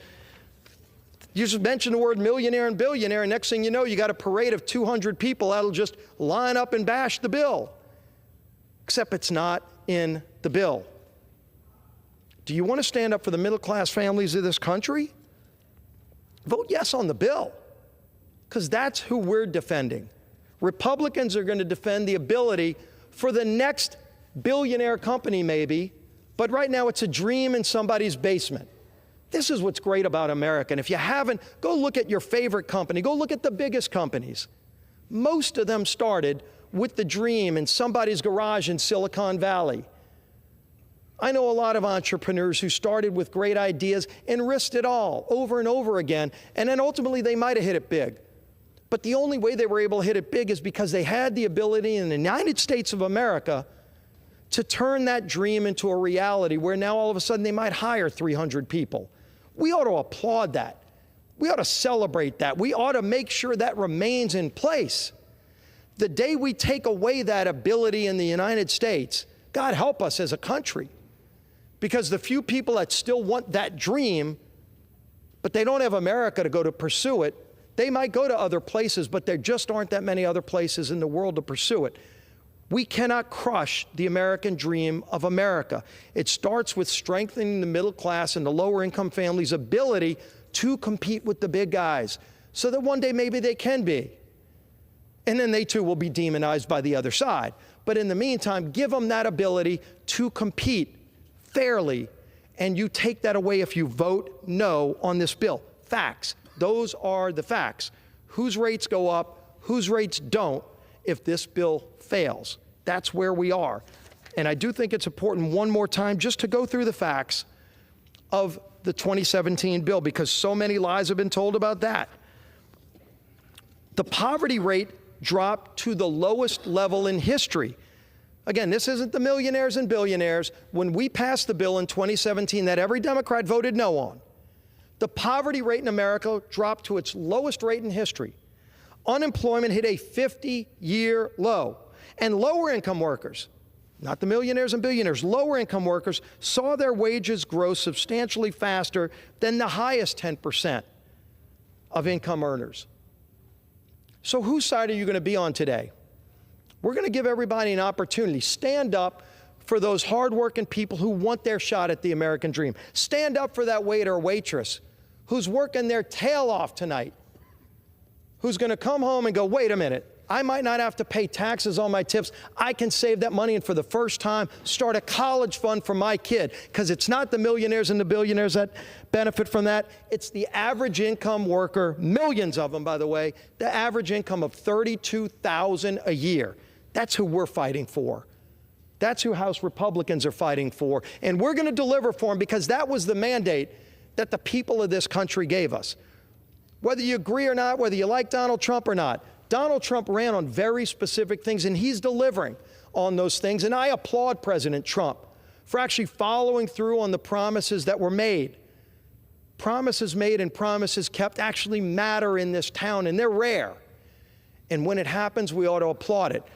When this majority actually delivers, we're going to see on that board real soon who actually stands with the 77 million people of this country who said, we want this change. We demand this change. We're going to go to the polls to vote for this change. Let's preserve the American dream. Yes, at the risk of offending a couple of people, I'm fine with saying, let's make America great again, because America deserves to be great again. Don't put a $4.5 trillion tax on the middle class of this country. Let's let this country grow. Let's see the opportunity flourish. We will do it. We need to pass this bill to start that process. I urge all of my colleagues to vote yes, Madam Chair. And with that, I yield back the balance of my time. The gentleman from Louisiana yields back. The gentleman from Arizona reserves. The gentleman from Virginia is recognized. Madam Chair, I yield 1 minute to the gentlelady from Oregon, distinguished member of the Educational Workforce Committee, Ms. Bonamici.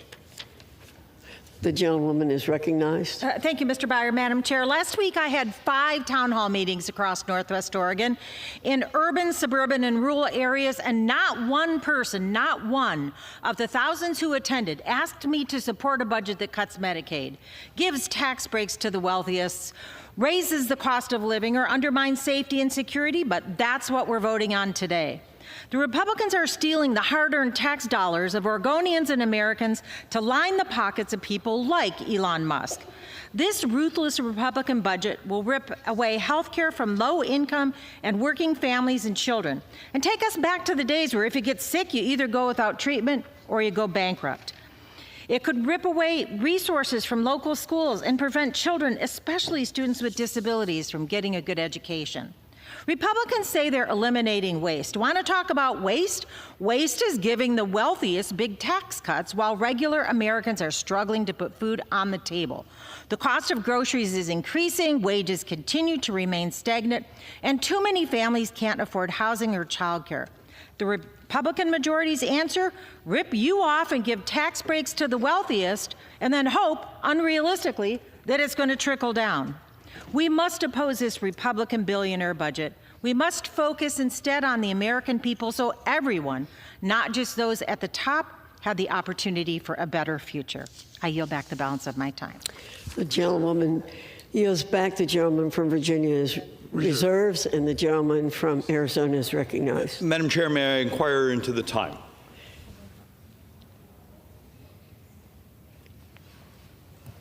The gentleman from Arizona has 9 minutes remaining. The gentleman from Virginia has 13 and a half minutes remaining. Madam Chair, I reserve. Gentleman from Arizona reserves. The gentleman from Virginia is recognized. Madam Chair, I yield 1.5 minutes to the gentleman from California, the ranking member of the Veterans Affairs Committee, Mr. Takano. The gentleman from California is recognized. I thank the gentleman from Virginia for yielding. Madam Speaker, as the ranking member of the House Committee on Veterans Affairs, I rise today in complete opposition to the Republican rip-off budget resolution. Let's be clear. This is a tax break for billionaires like Elon Musk, paid for by working people, including millions of our veterans. The Republican rip-off cuts at least $880 billion from Medicaid, the program that 80 million Americans, including 9 million veterans, rely on for health insurance coverage. This extreme budget also cuts $230 billion from SNAP. Every year, SNAP helps almost 43 million Americans, including over 1 million veterans, put food on the table. But Republicans aren't just going to leave American veterans without health care or make them go hungry. They also want to take a chainsaw to VA, attacking the very people who provide care to the veterans who've served our country with honor. This is completely unacceptable, and I urge every member to oppose this abomination of a resolution that uses veterans as a piggy bank to pay for a billionaire tax break. I yield back. The gentleman from Virginia reserves. The gentleman from Arizona reserves. The gentleman from Virginia is recognized. Madam Chair, yield 1 minute to the gentleman from Nevada, a distinguished member of the Ways and Means Committee, Mr. Horsford. Gentleman is recognized for 1 minute. Thank you, and to the gentleman for yielding. I rise today not in favor or opposition. I rise in defense of 811,000 Nevadans and countless people across the country whose lives are in danger. I rise in defense of my constituents who will be impacted if Republicans are able to slash their health care services to fund $4.5 trillion to the ultra-wealthy and to big corporations. Madam Chair, Nevada Democrats and Republicans worked together to implement the Affordable Care Act, including the expansion of Medicaid. We reduced the uninsured rate by a third. 563,000 children were able to receive coverage as a result. But the fact that Nevada did the right thing then means we have more to lose as Republicans do the wrong thing now. Our state would be the third hardest hit, including in rural communities. This isn't a budget, it's the Republican Screw America bill. That's why I'm calling on every member of this body to vote no. I will in defense of my constituents. The gentleman's time has expired. Gentleman from Virginia reserves. Gentleman from Arizona reserves. Gentleman from Virginia is recognized. Madam Chair, I yield 2 minutes to the gentleman from New York, distinguished member of the Appropriations Committee, Mr. Espaillat. Gentleman from New York is recognized for 2 minutes. Thank you, Madam Chair. Very often we take very serious votes on this floor. But this vote is a deadly serious vote. This is a vote about life and death. I represent just slightly over 780,000 constituents. Out of those 780,000 constituents, 524,000 of them are Medicaid recipients. 524,000 of them. Over 100,000 of them are Medicare recipients. So over 600,000 of the 780,000 constituents that I represent receive either Medicaid or Medicare. In addition to that, there are 263,000 households that receive food stamp. This bill will put their life and health in danger, Madam Speaker. This is about life and death. As the Republican majority proposes to cut Medicaid across this country, to give a massive $4.5 trillion, with a capital T, trillion dollar cut in taxes to the very rich. And who will that go to? 50% of that will go to the shareholders. 44% of that tax cut will go to high-end executive. The fat cat executives are going to get this money, and working class and even middle class people are going to get stiffed with the cuts. And this is about life and death. It's not a simple piece of legislation that we will pass. There are diabetics that will see the price of insulin go up. There are people with renal problems, with cardiovascular problems. Madam Speaker, this is about life and death. Vote no for this bill, and I yield back. The gentleman's time has expired. The gentleman from Virginia reserves. The gentleman from Arizona reserves. The gentleman from Arizona. Madam Chair, let me have just a couple moments of joy here.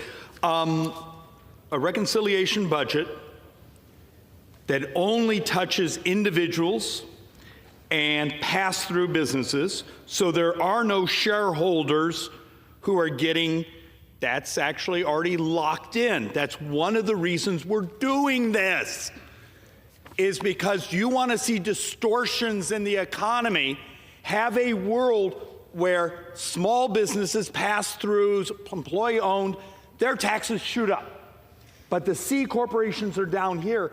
What distortion did you just create in the world?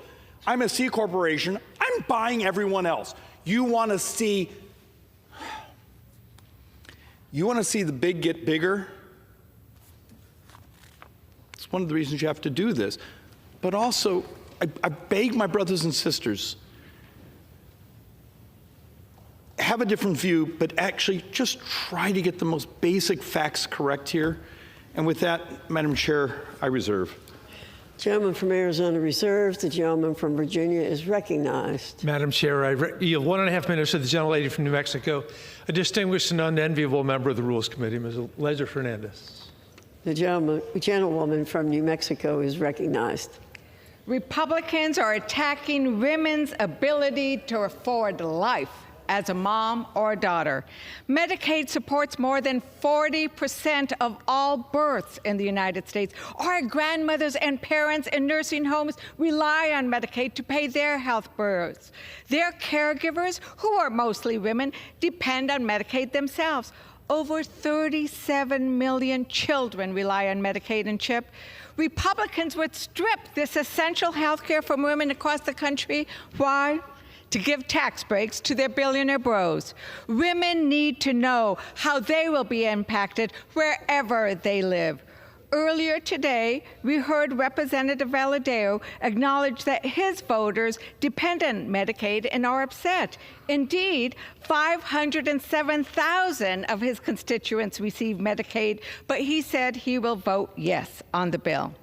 I need women across the country to visit the Democratic Women's Caucus website to find out how these cuts will impact them. How will the Republicans give billionaires and millionaire tax cuts on their economic pain? Republicans should stand with their moms and not the billionaires. Reserve. The gentleman yields back. The gentleman from Virginia reserves. The gentleman from Arizona. Madam Chairwoman. Recognized. So, apparently the Democrat position is the $2,000 you get per child, which was the doubling of the child tax credit in 2017, should go away and go back to the $1,000. Wow. Because I think that's what I just heard. So those of us who've adopted kids, those who have children, congratulations. Your child tax credit is going to get cut in half. Reserve. Gentleman from Arizona reserves. The gentleman from Virginia is recognized. Thank you, Madam Chair. That is, with respect to my friend from Arizona, that is not what I heard. We heard that this budget resolution is put together, promises cuts that we are desperately afraid of. When we do the math, people who count on, in Congressman Schweikert's district, Arizona 1, people who count on SNAP to put food on the table are 85,000. Medicaid recipients at risk of losing their health care, 127,000. And Affordable Care Act recipients to see their premium payments go up by varying amounts, 44,000. We'd love to see a budget work out that somehow gives the lie to those frightening numbers. With that, Madam Chair, I yield 1 minute to the gentleman from California, a distinguished member of the Joint Economic Committee, Mr. Min.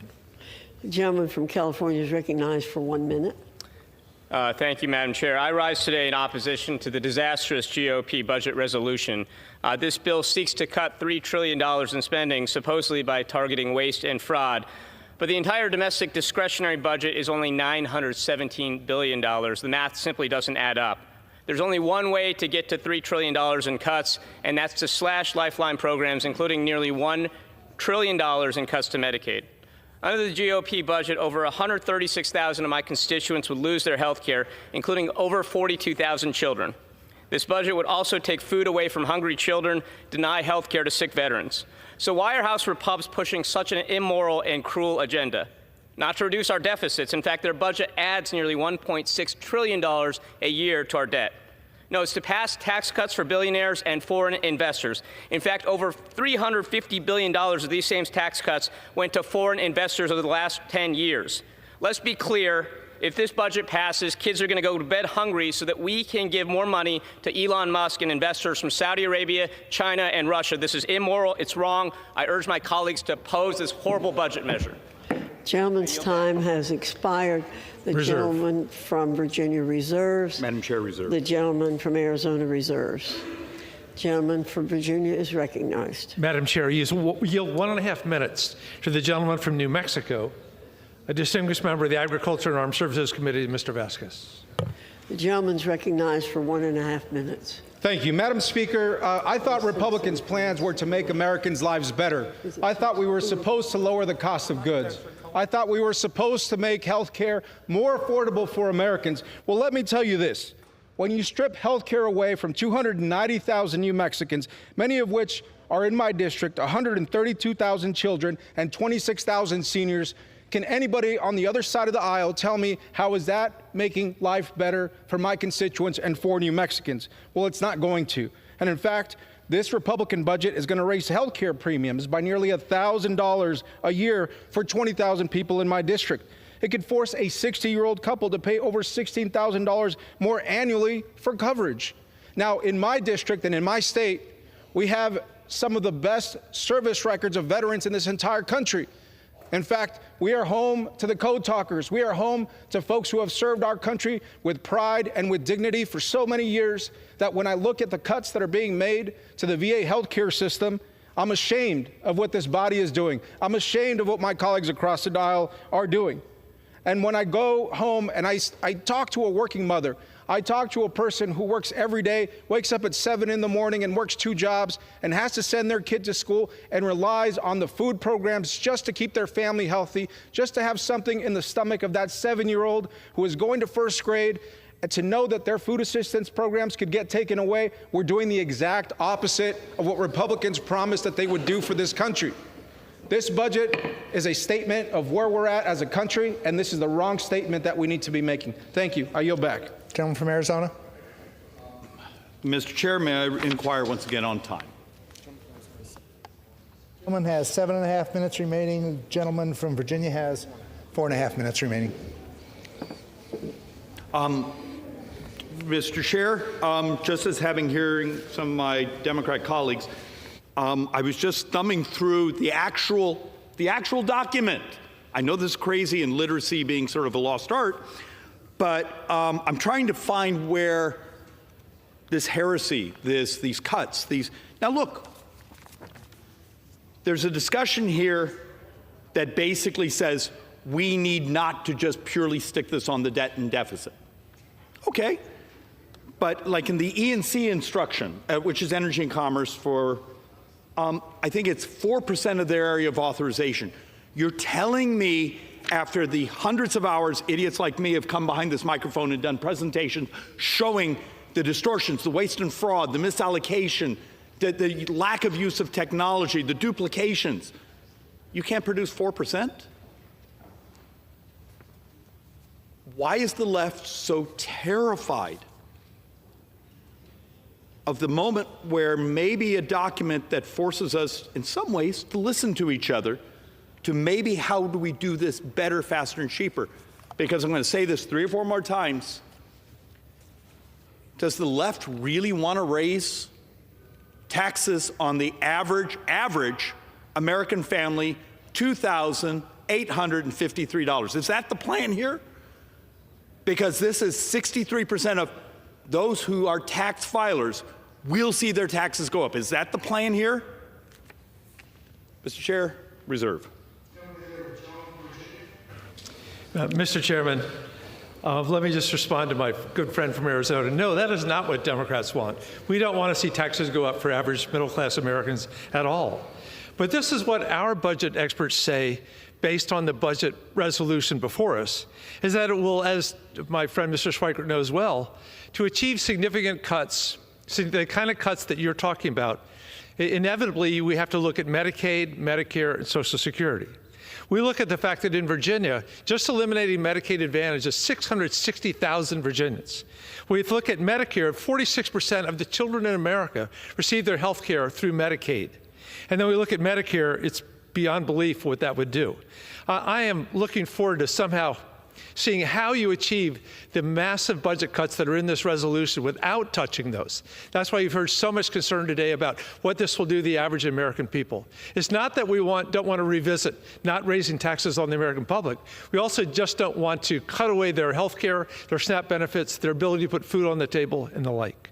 And Mr. Chair, I am ready to close when my distinguished chair of the Joint Economic Committee tells me it's time. Gentleman reserves. Gentleman from Arizona. Mr. Chairman, just because I want to help out, because I know this is heresy around here, truly one of my favorite members to work with, even though we're on different sides of the aisle. You may want to retract the word Social Security, which you just said, because you know Social Security cannot be allowed in any of this package. Happy to retract it. And with that, I reserve. Mr. I also noticed that our anxiety about Social Security will not go away. Oh, no, and who else has been working for a decade now to save it? Because remember, in 2033, about halfway through the year, the trust fund is gone. And is that a Republican or Democrat problem? I would say it's a morality problem. We will be doubling senior poverty in America in 8 years. And how often are we allowed to come talk about it? With that, Mr. Chair, I reserve. Gentleman reserves. Gentleman from Virginia. Mr. Chair, I'm ready to close. And in doing so, let me first begin that my good friend John Larson on the Ways and Means Committee has for years promoted Social Security 2100, which would actually fix it for the rest of this century. Mr. Chairman, President Trump and the Republican majority were elected last November to deliver on a simple promise to lower costs for Americans. Unfortunately, this budget does not do that.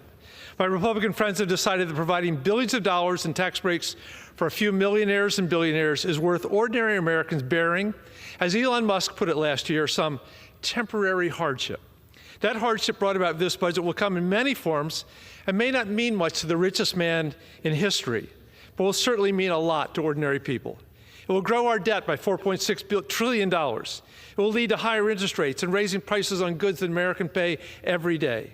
And it will cut crucial government services that keep us safe, healthy, and productive. And it will strip health care and food assistance from tens of millions of Americans who are already struggling to make ends meet. And what are Americans getting in exchange for this hardship? Tax cuts for billionaires and corporations that they do not need and that our country cannot afford. This is a bad deal. I urge all of my colleagues to reject this proposal. Thank you, and I yield back. Gentleman yields back the balance of his time. Gentleman from Arizona. Mr. Chairman, I am prepared to close, but I'd like to inquire in time. Gentleman has 5 minutes remaining.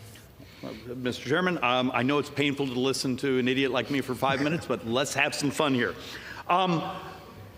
And first I want to say, for everyone who's spoken, I love the passion. I love the caring. I'm just once again got to come back. So this is a reconciliation budget. It basically builds boxes. It's boxes for here's your authorization. You can go more, but you can't go less. Okay, I'm on the other side. I actually believe there should be more cuts in spending because I think we can achieve that by modernization, changing processes, the adoption of technology. Last week, I believe I was behind this very microphone, and we were showing charts of, hey, this is Medicare. How many billions and billions do we spend every year on duplicative MRI, ultrasounds, X-rays? Does that make someone healthier? Does that make them better? No. We're basically, it's waste and fraud, but the ability to use technology to get rid of that. If we all agreed to do something like that, we're going to get rid of these duplicative services. We're going to get rid of some of the, we like to say waste and fraud, but the fact of the matter is design problems in the model. You didn't cut a single service. You didn't take anything away from someone. But what you gave is my kids a chance to survive. Because part of this, look, part of this I don't like. I'm going to be brutally honest. I wish there were more cuts. I don't like the amount of borrowing here. But if this is the moment that opens up a chance for someone like myself that has spent a decade here passionately trying to say it doesn't have to be cuts. It's actually the adoption of technology. Look, I'm going to go slightly off track, and then I want to get back into the distribution. If I turn to my brothers and sisters and anyone willing to listen right now, what's the single biggest cost in our society? This is where Schweikert soaks himself in kerosene and plays with matches, Mr. Chair. Turns out it's obesity. Our brothers and sisters, we calculate over $9 trillion in additional healthcare costs over the next decade. What would happen if the left and the right actually said, we are going to fixate on the way we deliver healthcare, the way we deliver nutrition support, the way we do agriculture policy, that we are going to help our brothers and sisters be healthier. Oh, by the way, family formation, the use of healthcare, the ability to have a life. Maybe it's moments like this where we go to battle and committees that have really smart people, but armies of lobbyists outside these hallways who look at us, who stress out when we start saying, time to modernize, time to find a better, faster, more elegant way to deliver services and slow down the piling of debt. Because the math still comes back to 63% of our tax-paying brothers and sisters will see their taxes go up. Now, for the comments you've heard over and over here that the distributional effects, okay, Mr. Beyer and I are both on Ways and Means, battle in the committee saying, because remember, there is no bill, coming out of the committee yet. What's it going to look like? Do we actually have to make elegant changes? Are there things we can agree as a body that will maximize economic growth? Because at some point, you got to look, and I'm sorry I've beaten up this chart, but we've been trying to model what happens to the economy if we allow these tax hikes to come in automatically. But it turns out also the economy is benefited if we maximize how much we pay for. At the end of 10 years, and I know changing spending policy is hard, but if we were to maximize both, at the end of the decade, we're more prosperous. And Mr. Chairman, at some point, that's the ultimate question here. Is prosperity moral? Is there a way we can actually do our work here where we maximize the prosperity for my 2.5-year-old, but also the person heading to retirement, to our brothers and sisters who are out there working their hearts out? There is a way. The hardest part is we're going to have to do things differently than we've done in the past. And with that, I yield back, Mr. Chairman. All time for general debate has expired. Pursuant to the rule, the amendment printed in House Report 119-5 is adopted and the concurrent resolution as amended is considered read. Under the rule, the committee rises.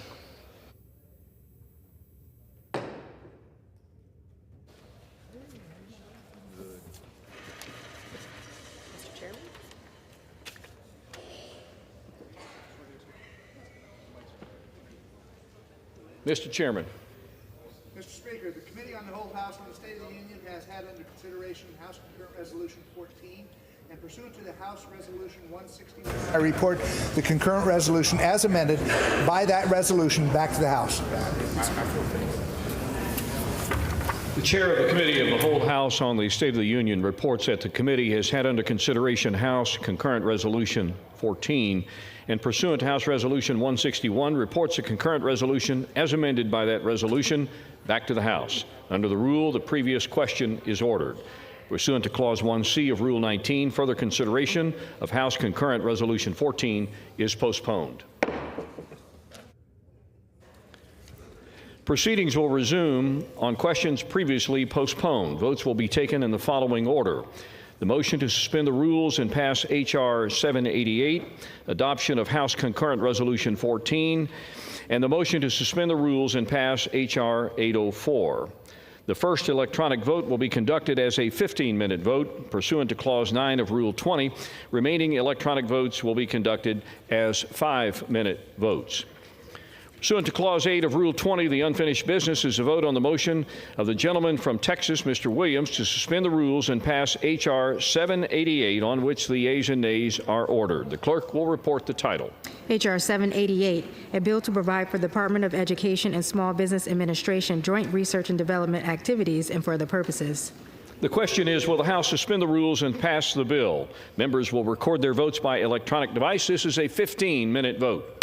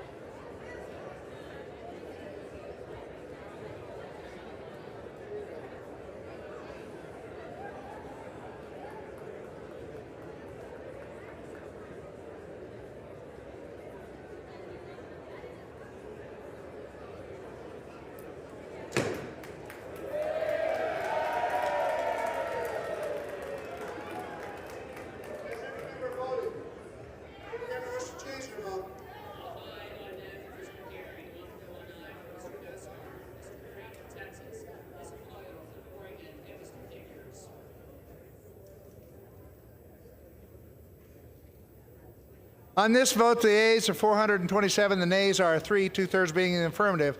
The rules are suspended. The bill is passed, and without objection, the motion to reconsider is laid on the table.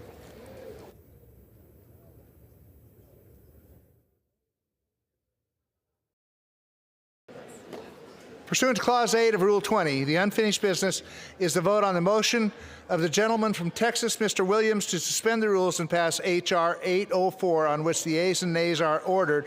Clerk will report the title. H.R. 804, a bill to require the administrator of the Small Business Administration to improve access to disaster assistance for individuals located in rural areas and for other purposes. Question is, will the House suspend the rules and pass the bill? Members will record their votes by electronic device. This is a 5-minute vote.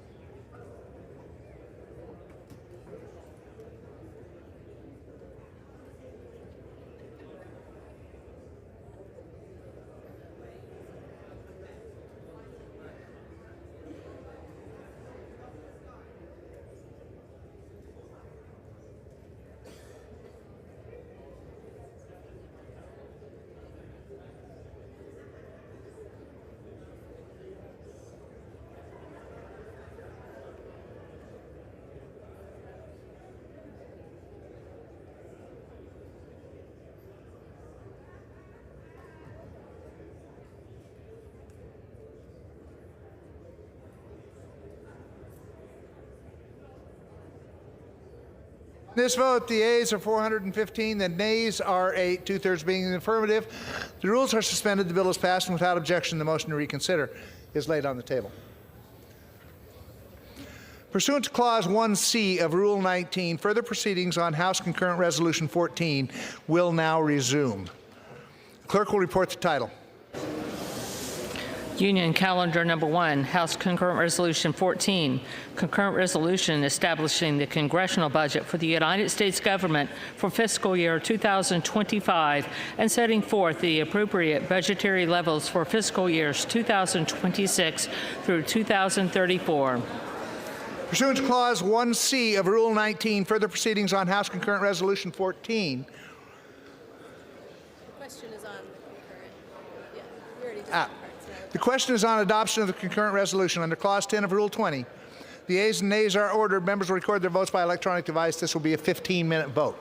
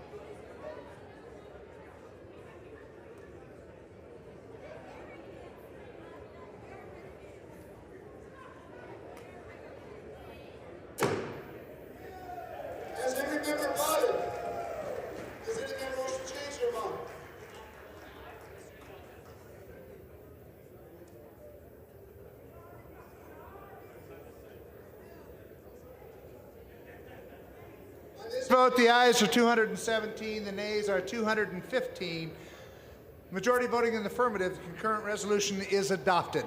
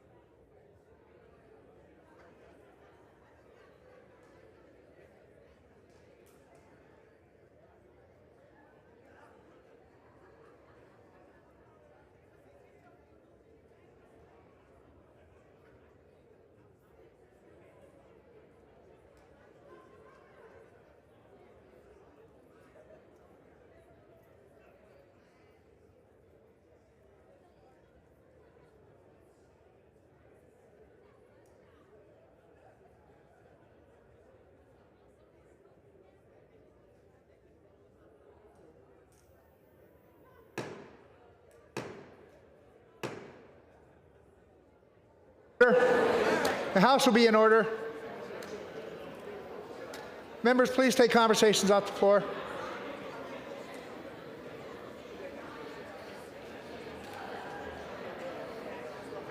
House will be in order.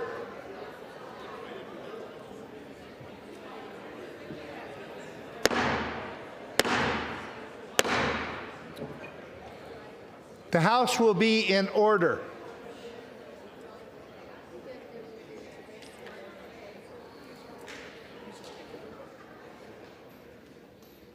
For what purpose does the gentleman from Pennsylvania seek recognition? Mr. Speaker, I ask unanimous consent on behalf of the Pennsylvania delegation to speak out of order. Without objection, the gentleman is recognized. Mr. Speaker, this past Saturday, February 22nd, 2025, beautiful York County, Pennsylvania was shaken by a horrific act of violence. Officer Andrew Duarte of the West York Borough Police Department was killed in the line of duty while responding to an active shooter at UPMC Memorial Hospital in York, which also included a hostage situation that wounded 5 other individuals. Officer Duarte demonstrated extraordinary courage with no regard for his own personal safety as he ran to the sound of the guns, as he put himself in harm's way to protect others.